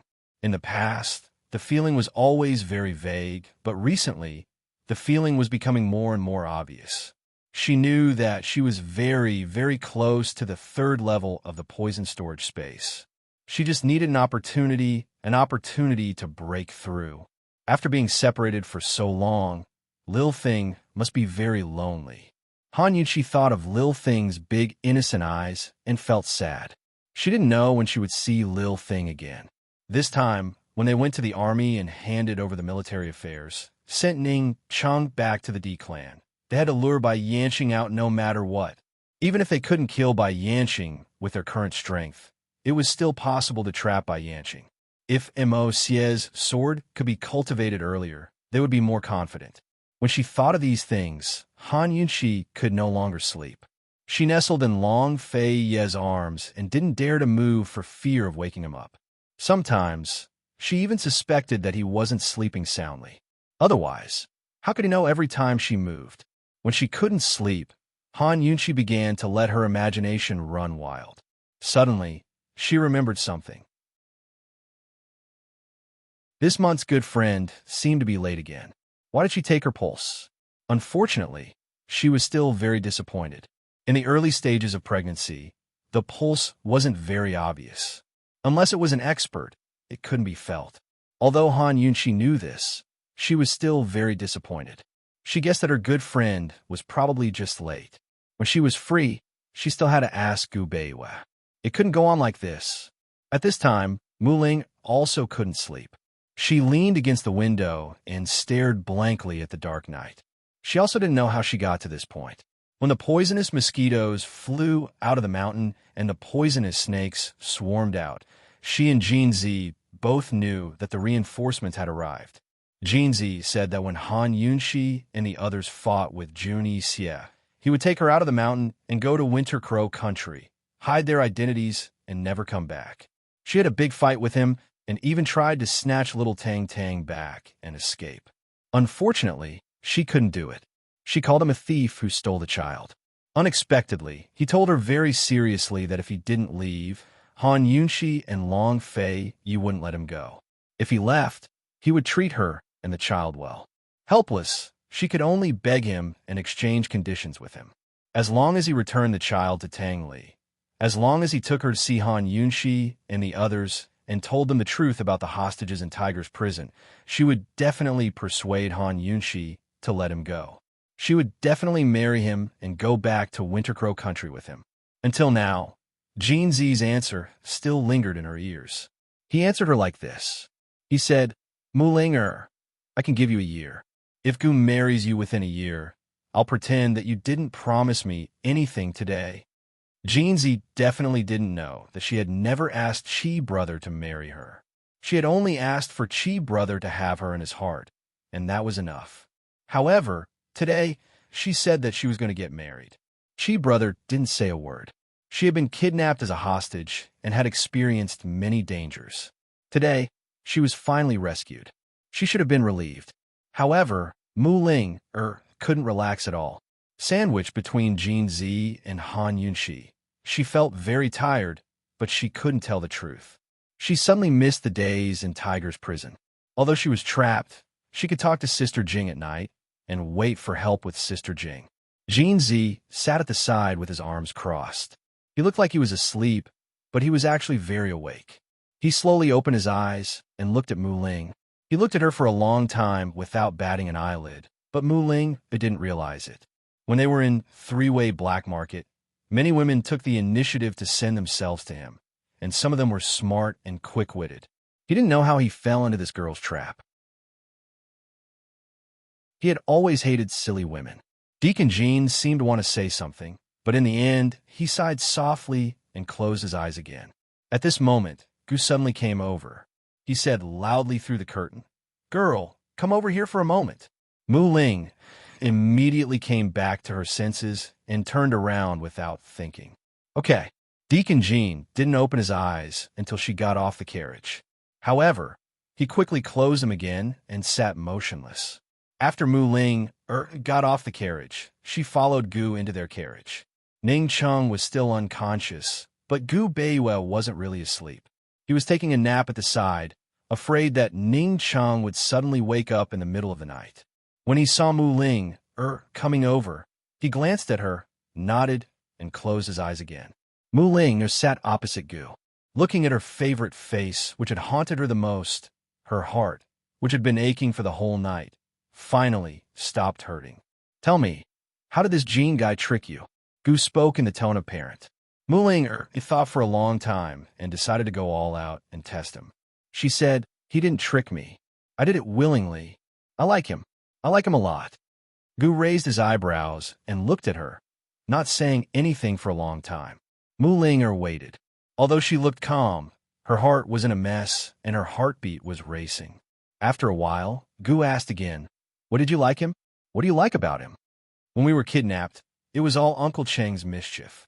Jinzi took good care of me and Ning Jing along the way. He gave us whatever we wanted. He even kept in touch to find hot food for me to eat every day. When we were at Tiger's Den, he found out about my fake pregnancy, but he didn't expose me." At this point, Gu stopped her. He rubbed his chin, looking puzzled. "Girl, what does Jinzi like about you?" "I don't know. Anyway, he likes me too. He likes me a lot." Mu Ling said again. Gu Qixiao snorted disdainfully. "Little lass, do you really believe that just because someone treats you a little better? If he doesn't hook up with you, how can he fight with your sister? How can he get the indenture agreement?" Gu leaned over and pinched Mu Ling's nose. He smiled dotingly. "Silly girl, why didn't Chi brother realize that you were so stupid in the past?" Mu Ling wanted to smile at Chi brother like before, but she didn't this time. She said seriously, "Chi brother, Ling is serious. Ling really wants to marry him. If Jinzi didn't use me, he could have run away. Is the indenture agreement more important than his life? He knew that he might lose his life if he came to find you, but he still brought me here." Mu Ling steeled her heart and said, "Chi brother, help me persuade my sister." Gu stepped back and asked with interest, "Little girl, so you don't want Chi brother anymore?" At this moment, Mu Ling's heart almost stopped. Unfortunately.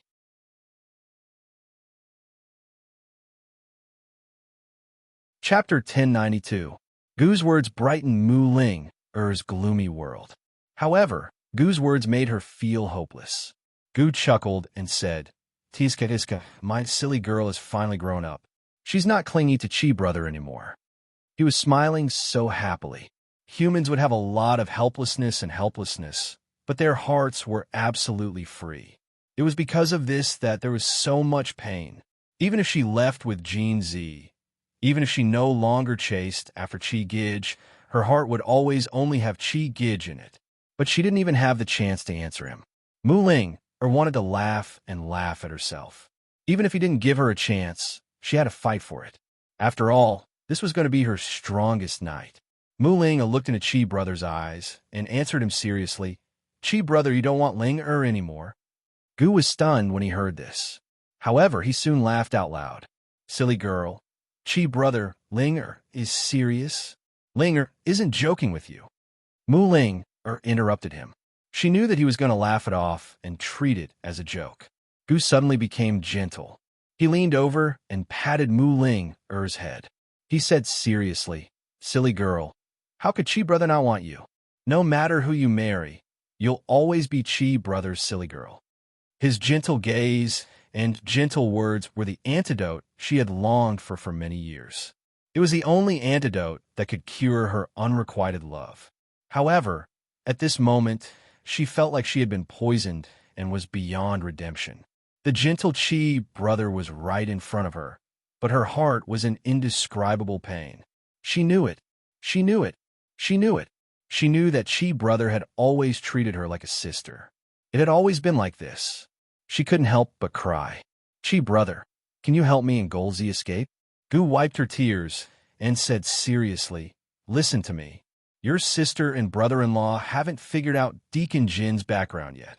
What if he's really a direct descendant of the Black Clan? Will you still marry him? What if he's not a direct descendant of the Black Clan? What if he doesn't become my sister's enemy? Can I marry him? Mu Ling asked again. Gu smiled. Silly girl, even if he's a direct descendant of the Black Clan, as long as he treats you sincerely and you really like him, you can marry him. Chi, aren't you afraid that you'll be cheated? We're not in a hurry. Let's wait until we find out more about him. When you get married, Chi brother will prepare a huge dowry for you. Mu Ling sniffled and kept nodding. Okay. I'll listen to you. I'll remember that I don't want anyone's dowry except for Chi brothers. Gu Qixiao rubbed her head again with a grin. Go on, rest early. There was nothing more to say, but Mu Ling couldn't bear to leave. But Chi brother had already asked the coachman to stop, so she could only get off. Once Mu Ling left, Gu heaved a sigh of relief. He turned to look at Gu Beiyue, thinking that Gu Beiyue would say something. Who knew that Gu Beiyue's eyes were still closed, as if he was really asleep. Gu sat for a while and couldn't help but lean over to Gu Beiyue. He whispered, that girl has been pestering me for many years. Gu Beiyue didn't say anything. Gu stretched lazily and said, I'm finally free. Gu Beiyue still didn't say anything. Gu raised his arm and hooked it around Gu Beiyue's shoulder. He chuckled. Seventh Master is in a good mood today. I'll keep watch for you. Go to sleep. Gu Beiyue opened his eyes and said indifferently, Seventh Young Master, I think Miss Ling was testing you on purpose. What are you so happy about? Gu knew Mu Ling too well. Of course, he knew that Mu Ling was deliberately provoking him. He replied, if she didn't test me on purpose, how would I have a chance to make things clear to her? Now that I paid her back, I'm free of debt. Gu Beiyue wasn't in the mood to meddle, but since Gu had spoken, he spoke out of turn. Miss Ling was probably threatened by Jin Zi, right? Although Mu Ling was simple, she wasn't stupid. She wouldn't be deceived. It was very likely that she was threatened, so even though everyone was present, she didn't tell the truth. However, Gu Beiyue couldn't figure out why Mu Ling would be threatened by Jin Zi. She has her sister. Gu chuckled and said, she also has a brother-in-law. We don't have to worry about her. Gu Beiyue raised his eyebrows and glanced at Gu. He seemed to want to say something, but in the end, he just smiled and didn't say anything. Gu was heartless. Although he was cruel, he was straightforward and wouldn't harm someone for a lifetime. In terms of being carefree and straightforward, Gu might not be as good as Gu Beiyue. Gu Beiyue didn't discuss this issue anymore. He removed the hand on his shoulder and said indifferently, if you can't sleep, go keep watch. After all, we're in northernly territory. As soon as Gu Qixiao set out, he looked back and forth. He was about to head for the front of the carriage when he saw Mu Ling sobbing outside. He immediately retreated and pretended that he didn't see anything. He ran to the back of the convoy and mingled with the shadow guard. Deep in the night, the carriage sped along. Deacon Jin waited and waited. He couldn't bear it anymore, but he still sat in the carriage and didn't move. He promised to give her a year's time. How could he not even wait for one night? He closed his eyes and continued to sit quietly. However, he didn't know that Mu Ling was sitting outside and crying silently. How many tears did she have to cry to complete a farewell ceremony? How could she convince herself to continue to be strong? Finally, the coachman couldn't bear it anymore and advised, Miss Linger, don't be like this. Who bullied you? Tell the princess and let the princess help you. Don't be afraid. When Jin Zi heard this, he suddenly raised the curtain. Mu Ling subconsciously turned around and met with Deacon Jin's cold and terrifying eyes. Seeing Mu Ling, eyes swollen and red like blood, and her little face streaked with tears, Deacon Jin clenched his fists tightly. He glared at her and fiercely slammed down the curtain, ignoring her. However, not long after, he opened his mouth and said, Why aren't you coming in? Mu Ling didn't know how to answer and simply threw him a sentence. None of your business. After saying that, Deacon Jean lifted the curtain and unceremoniously pulled Mu Ling into the carriage and pressed her down on the seat. Mu Ling struggled. "What are you doing? Don't forget that you're now in my sister's hands." Deacon Jean didn't care and asked coldly, "Did Gu bully you again?" "No." Mu Ling denied. "Then why are you crying?" Deacon Jean questioned. "Why do you care what I'm crying about? Let go of me, otherwise I'm going to call for help." Mu Ling was very unyielding. Deacon Jean stared at her for a moment and released her. But just as Mu Ling was about to get up, he suddenly pressed her down on the seat and kissed her lips. This kiss was filled with his anger and domineering. After barging in so rudely, he didn't give her any room to resist and entangled her little tongue. Mu Ling wanted to bite him, but couldn't. She shook her head vigorously, but Deacon Jean held her head with both hands and restrained her. Mu Ling could only hit him viciously and even scratch him. Finally, Deacon Jean released her and leaned his forehead against hers, panting heavily. She pushed him away and slapped him viciously, leaving a red palm print on his face. "Miss Ling, are you all right? What happened to you?" The coachman's voice was heard. Mu Ling sat dejectedly at the side and said indifferently, "I'm fine. I was just playing around." When she said this, Deacon Jean laughed and shook his head helplessly. He said in a low voice, "Mu Ling, you can tell the truth. You don't have to be controlled by me." Mu Ling didn't answer him. After a while, Deacon Jean asked again, "Mu Ling, can I interpret it as, you can't bear to part with me?" "No." Mu Ling immediately retorted. "Then why is that?" Deacon Jean asked. "We only had a verbal agreement. You could go back on your word." Mu Ling looked at him and retorted, "You knew that I had the chance to go back on my word. Why did you agree to it in the first place?" Deacon Jean smoothed his fine bangs with both hands, revealing his handsome face. He chuckled self-deprecatingly and said indifferently, "Because my fucking brain is damaged." Mu Ling obviously knew what he meant. Looking at him, her heart felt unbearable and she didn't know what to say. Deacon Jean asked coldly, "What about you? Is your brain damaged too?" "Jeanzi, you're a good person. I can't harm you," Mu Ling said seriously.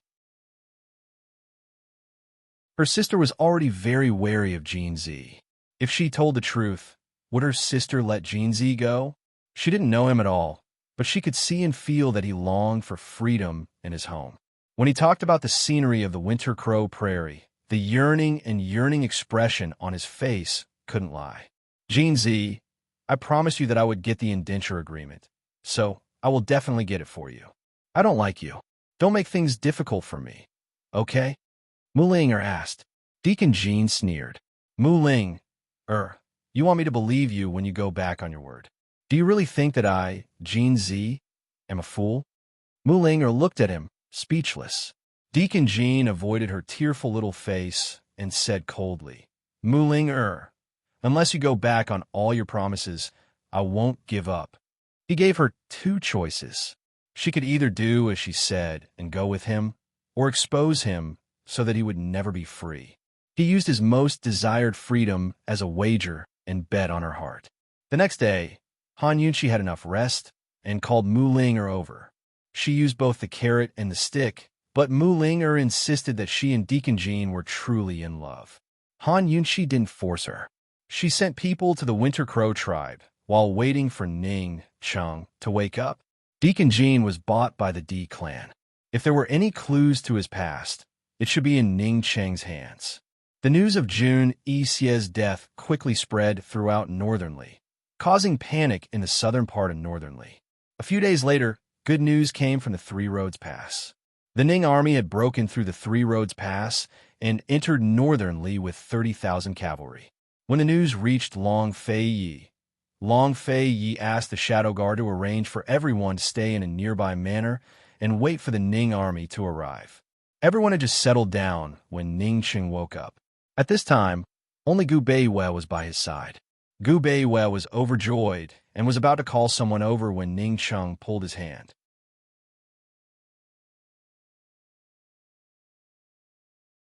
Chapter 1093. Ning Cheng grabbed Gu Beiwei's hand. Ning Cheng didn't say anything. Gu Beiwei seemed to know what he meant and didn't say anything. He just looked at him quietly with a slight smile. Seeing him smile, Ning Chung also smiled. Haha, Gu Beiwei. He had known about the Shadow Clan since he could remember. He had seen this guy a few years ago when the D Clan and the Nether Clan had cooperated. How could he have known that the hostage the Nether Clan had given him was the descendant of a Shadow Clan that he had been searching for so many years? Now, he knew that it was Gu Beiwei who had saved him from the explosion. If it wasn't for Gu Beiwei's shadow technique, no one in this world would have been able to save him. Gu Beiwei. Gu Beiwei. So it was you. Huh. Even though his laughter affected his wounds, Ning Chung still laughed loudly. Gu Beiwei smiled bitterly. If he had known that the D Clan was so loyal, how could there have been so many misunderstandings?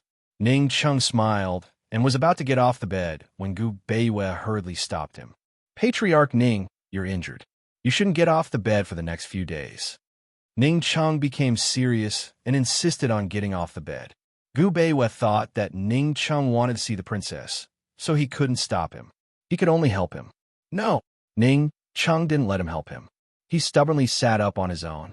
He didn't help him, but stood up straight as soon as his legs touched the ground. He was clearly a merchant, but he looked like a soldier. He cupped his fists and bowed to Gu Beiwei. Gu Beiwei was very surprised and hurriedly came over to help him. Patriarch Ning, what are you doing? Back then on the West Chu battlefield, I had eyes but failed to recognize you. Ning Chung represents the entire D clan to apologize to Patriarch Gu. Ning Chung was serious and magnanimous. Gu Beiwei smiled helplessly. Since we don't know each other, why are you being so courteous? It's all a misunderstanding. I've also misunderstood Patriarch Ning. Gu Beiwei released him and took a step back. He also clasped his hands and bowed seriously. The two of them looked at each other and smiled faintly. A gentleman's smile can erase all enmity. They were all upright gentlemen, and they never had any enmity to speak of. What misunderstandings could not be wiped away with a smile? School leader Ning, I'm all alone. I have no family or clan. You could just call me North Moon, Gu Beiwei said indifferently. Ning Chung froze at the words. I have no family or clan. Just as he was about to ask, Gu Beiwei raised a hand to stop him. If the princess is here, then the Shadow Clan is here. With Gu Beiwei saying that, what else was there to ask? This was also why Ning Chung had been searching for the Shadow Clan all these years, why he had always trusted the Shadow Clan so much. North Moon, if you don't mind, my D clan is your Shadow Clan. You could just call me Ning Chung. Ning Chung said seriously. You're too polite, school leader Ning. We're all family. Gu Beiwei still did not change his way of addressing him. He smiled. Apart from being gentle, he seemed like a sly fox. His words were full of hidden meanings. Ning Chung had no time to think about it right now, but once the world was at peace in the future, Ning Chung should be able to think about it. Are the princess and the others well? Ning Chung remembered this very soon. They're all well. Don't worry, school leader Ning. Gu Beiwei immediately told Ning Chung about Jun Yixie's death and the current situation on the battlefield in Northern Li. Of course, he also told him about how Jun Yixie had poisoned Ning Chung to raise poison people. Ning Chung ground his teeth in resentment. It was just a pity that he could not kill Jun Yixie with his own hands. His Highness and the princess are waiting for you to wake up. I'd better get someone to tell them, Gu Beiwei said. Only when he saw Ning Chung nod did Gu Beiwei order the Shadow Guard to report to him. It had been almost a year since they parted in Black Tower. He still remembered the last time he saw her. She was already one-eyed. Ning Chung sat on the bed with his eyes lowered, waiting silently. Gu Beiwei saw this and said nothing either. He sat beside him. Soon, Long Fei Yi and Han Yunqi arrived. The moment Han Yunqi walked in, Gu Beiwei stood up. Ning Qing also stood up at almost the same time. However, Gu Beiwei only nodded, while Ning Chung cupped his fists and bowed. Subordinate Ning Chung greets the princess. Han Yunqi stood by the door and looked at this scene. Her heart was filled with emotions. Who would have thought that after going around in circles, she and Ning Chung would still return to this point? She raised her eyebrows and looked at him. Coldly, she said, "Raise your head." Ning Chung did as he was told. He looked straight ahead, his expression calm. Han Yuqi looked at his eyes seriously. One of them was empty, while the other was dark, deep, sharp, and bright. That gaze seemed to be able to see through everything, see through the bustling world and the clamor of people's hearts. "I didn't do it on purpose," Han Yuqi said seriously. "This subordinate knows." Ning Chung suddenly knelt down and said respectfully, "Fortunately, I still have one eye to receive punishment. This subordinate has been disrespectful to the princess. Please punish me, princess." He had said long ago that he would remember the crime of being disrespectful back then. There would be a day when he would receive punishment. Han Yunxi also remembered this incident and waited for Ning Chung to receive punishment. However, she did not expect that he would receive punishment with his other eye. If both eyes were blind, wouldn't he be crippled? She admitted that back then, she hated Ning Cheng's rudeness to the core and wished that she could blind his eyes with poison. However, she was still angry in her heart today. However, as the princess of Western Qin and as Ning Cheng's master, she could not bear to so cruelly punish a subordinate who had sacrificed everything for Western Qin. If she wanted to cripple him, why would she have risked her life to save him? As the princess, she had too many ways to punish him severely. However, this matter did not only concern her status as the princess, but also the feelings and face of another man, her husband. Han Yunxi eventually looked at Long Fei Yi, only to see that Long Fei Yi was expressionless and did not say a word. Han Yunxi understood that this was a place where official business was conducted. Coldly, she said, "Ning Chung, listen up. I'll abolish your D clan noble title. Do you accept it?" When she said this, Gu Beiyue and Long Fei Yi were a little surprised. However, Ning Chung nodded without hesitation. This subordinate accepts it wholeheartedly. Han Yunxi continued, "If your Ning family army performs a great service during the northern expedition, this princess will grant you the title of king and general, abolishing the noble title but promising to grant him the title of king and general." Han Yunxi's move was truly brilliant. Perhaps in her eyes, Ning Chung being blinded in one eye was already punishment enough. She was simply seizing the chance to abolish the D clan's noble title while still winning them over to her side. This was a secret signal to the D, Bai, and Nether clans, as well as the rest of the world. In the future, there would be no more Eastern and Western Qin, nor the 7 noble families. Cloud Realm continent would only have one imperial clan and one empire. Long Fei Ye's lips quirked up into a smile. The woman he'd taken a fancy to wasn't simple at all.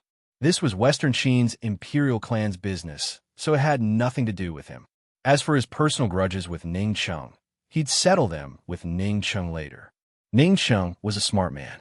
Since the princess had made such a promise, then his D clan would definitely have a place in the empire in the future. Ning Chung kowtowed and kowtowed. "Thank you for the princess's favor. Get up, hurry, and recover from your injuries. Without you, the Ning clan's head clan would have been thrown into chaos," Han Yunxi said coldly. Her face was cold, but her heart wasn't cold at all. As soon as Ning Chung lay back on the bed, she went over to take his pulse and check for traces of poison in his body. Then she asked Gu Beiyue how Ning Cheng's injuries were.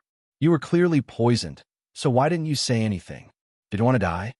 Han Yunxi asked. This subordinate thought that Ning Jing had told him. Ning Chung replied respectfully. His attitude was a carbon copy of Gu Beiyue's.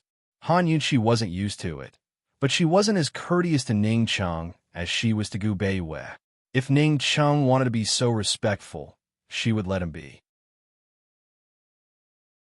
Han Yunxi would never know that Ning Chung didn't say that he was poisoned because he was determined to perish together with Jun Yixie. He didn't want her to take the risk to save him. Seeing that Ning Chung was basically fine, Han Yunxi sat aside. From the beginning to the end, Long Fei Yi just stayed by her side and didn't say anything. "What's Jin Zi's background?" Han Yunxi asked. Ning Chung saw Jin Zi subduing White Tiger with his own eyes when he was tied up in Tiger's prison. Gu Beiwei also told him about it just now. He was as surprised as everyone else. A slave trafficker sold a slave from East Wu. At that time, he was very young and didn't have any identification. Ning Qing thought for a moment and said, "But there's a clue that we can check." "What?" Han Yunqi was overjoyed. At that time, he didn't have anything on him, so he might have been searched. If we can find the traffickers who handled him back then, we might be able to find something, Ning Chang said. It had to be said that this was a very troublesome matter. Slave trafficking was often not done first, but through several hands. After such a long time, it wasn't easy to find all the people who handled the trafficking. Moreover, slave traffickers usually sold several people at the same time. Who knew how many people they had trafficked in more than 10 years? It wasn't easy for them to remember clearly what happened back then. However, this was the only way to find clue. Han Yunxi immediately ordered the servants to return to Myriad Merchant Hall to collect information and investigate. At the same time, she also reported the news that Ning Cheng had regained consciousness. Ning Cheng was a little hesitant, but he still said, "Princess Jinzi isn't a bad person by nature. I'm afraid he had no choice but to kidnap Ning Jing and the others." Back then, it was this subordinate who promised to sell him into slavery. If Ning Cheng hadn't mentioned it, everyone would have forgotten about this matter. However, now, no matter who was in the wrong first, who was forced into a corner, and no matter who was good or bad, Han Yunxi only had two things to guard against. The first was what exactly happened between Deacon Jean and Mu Ling. Why did Mu Ling want to marry so decisively? Han Yunxi didn't believe that Mu Ling would have a change of heart for Gu. Mu Ling had said before that even if she had to chase him for a lifetime, she would still chase him until Chi brother grew old and couldn't run anymore. At that time, she would stay by Chi brother's side. If nothing had happened, Mu Ling would never go back on her promise to herself. The other was Deacon Jin's background. If Deacon Jin was really a direct descendant of the Black Clan, then if she let him go, even if he didn't control the Black Clan, Juni Xie's old subordinates who had escaped would still find him. Han Yunxi wouldn't take the risk when facing someone she didn't understand. She wouldn't bet her sister's life on it. Ning Cheng, recuperate well. When the Ning army arrives, you'll be in charge of the Northern Expedition Army. We still have important matters to attend to. Han Yunxi said seriously. Ning Cheng knew that the important matter she was talking about was to save Ning Jing. Ning Cheng then looked at Long Fei Yi and said seriously, "Princess, Your Highness, don't worry. This subordinate won't let you down." After everything was settled, Ning Cheng had just woken up and needed a rest. Han Yunxi got up to leave, but Long Fei Yi still sat there without moving. You're tuning into the Romance Rendezvous YouTube channel. We're so grateful for your support, and don't forget to subscribe to join us on this incredible journey through captivating stories. Your generosity through donations truly makes a world of difference, as it's the primary source of revenue that allows me to expand and enhance this channel for you. Thank you from the bottom of my heart for being a part of this adventure.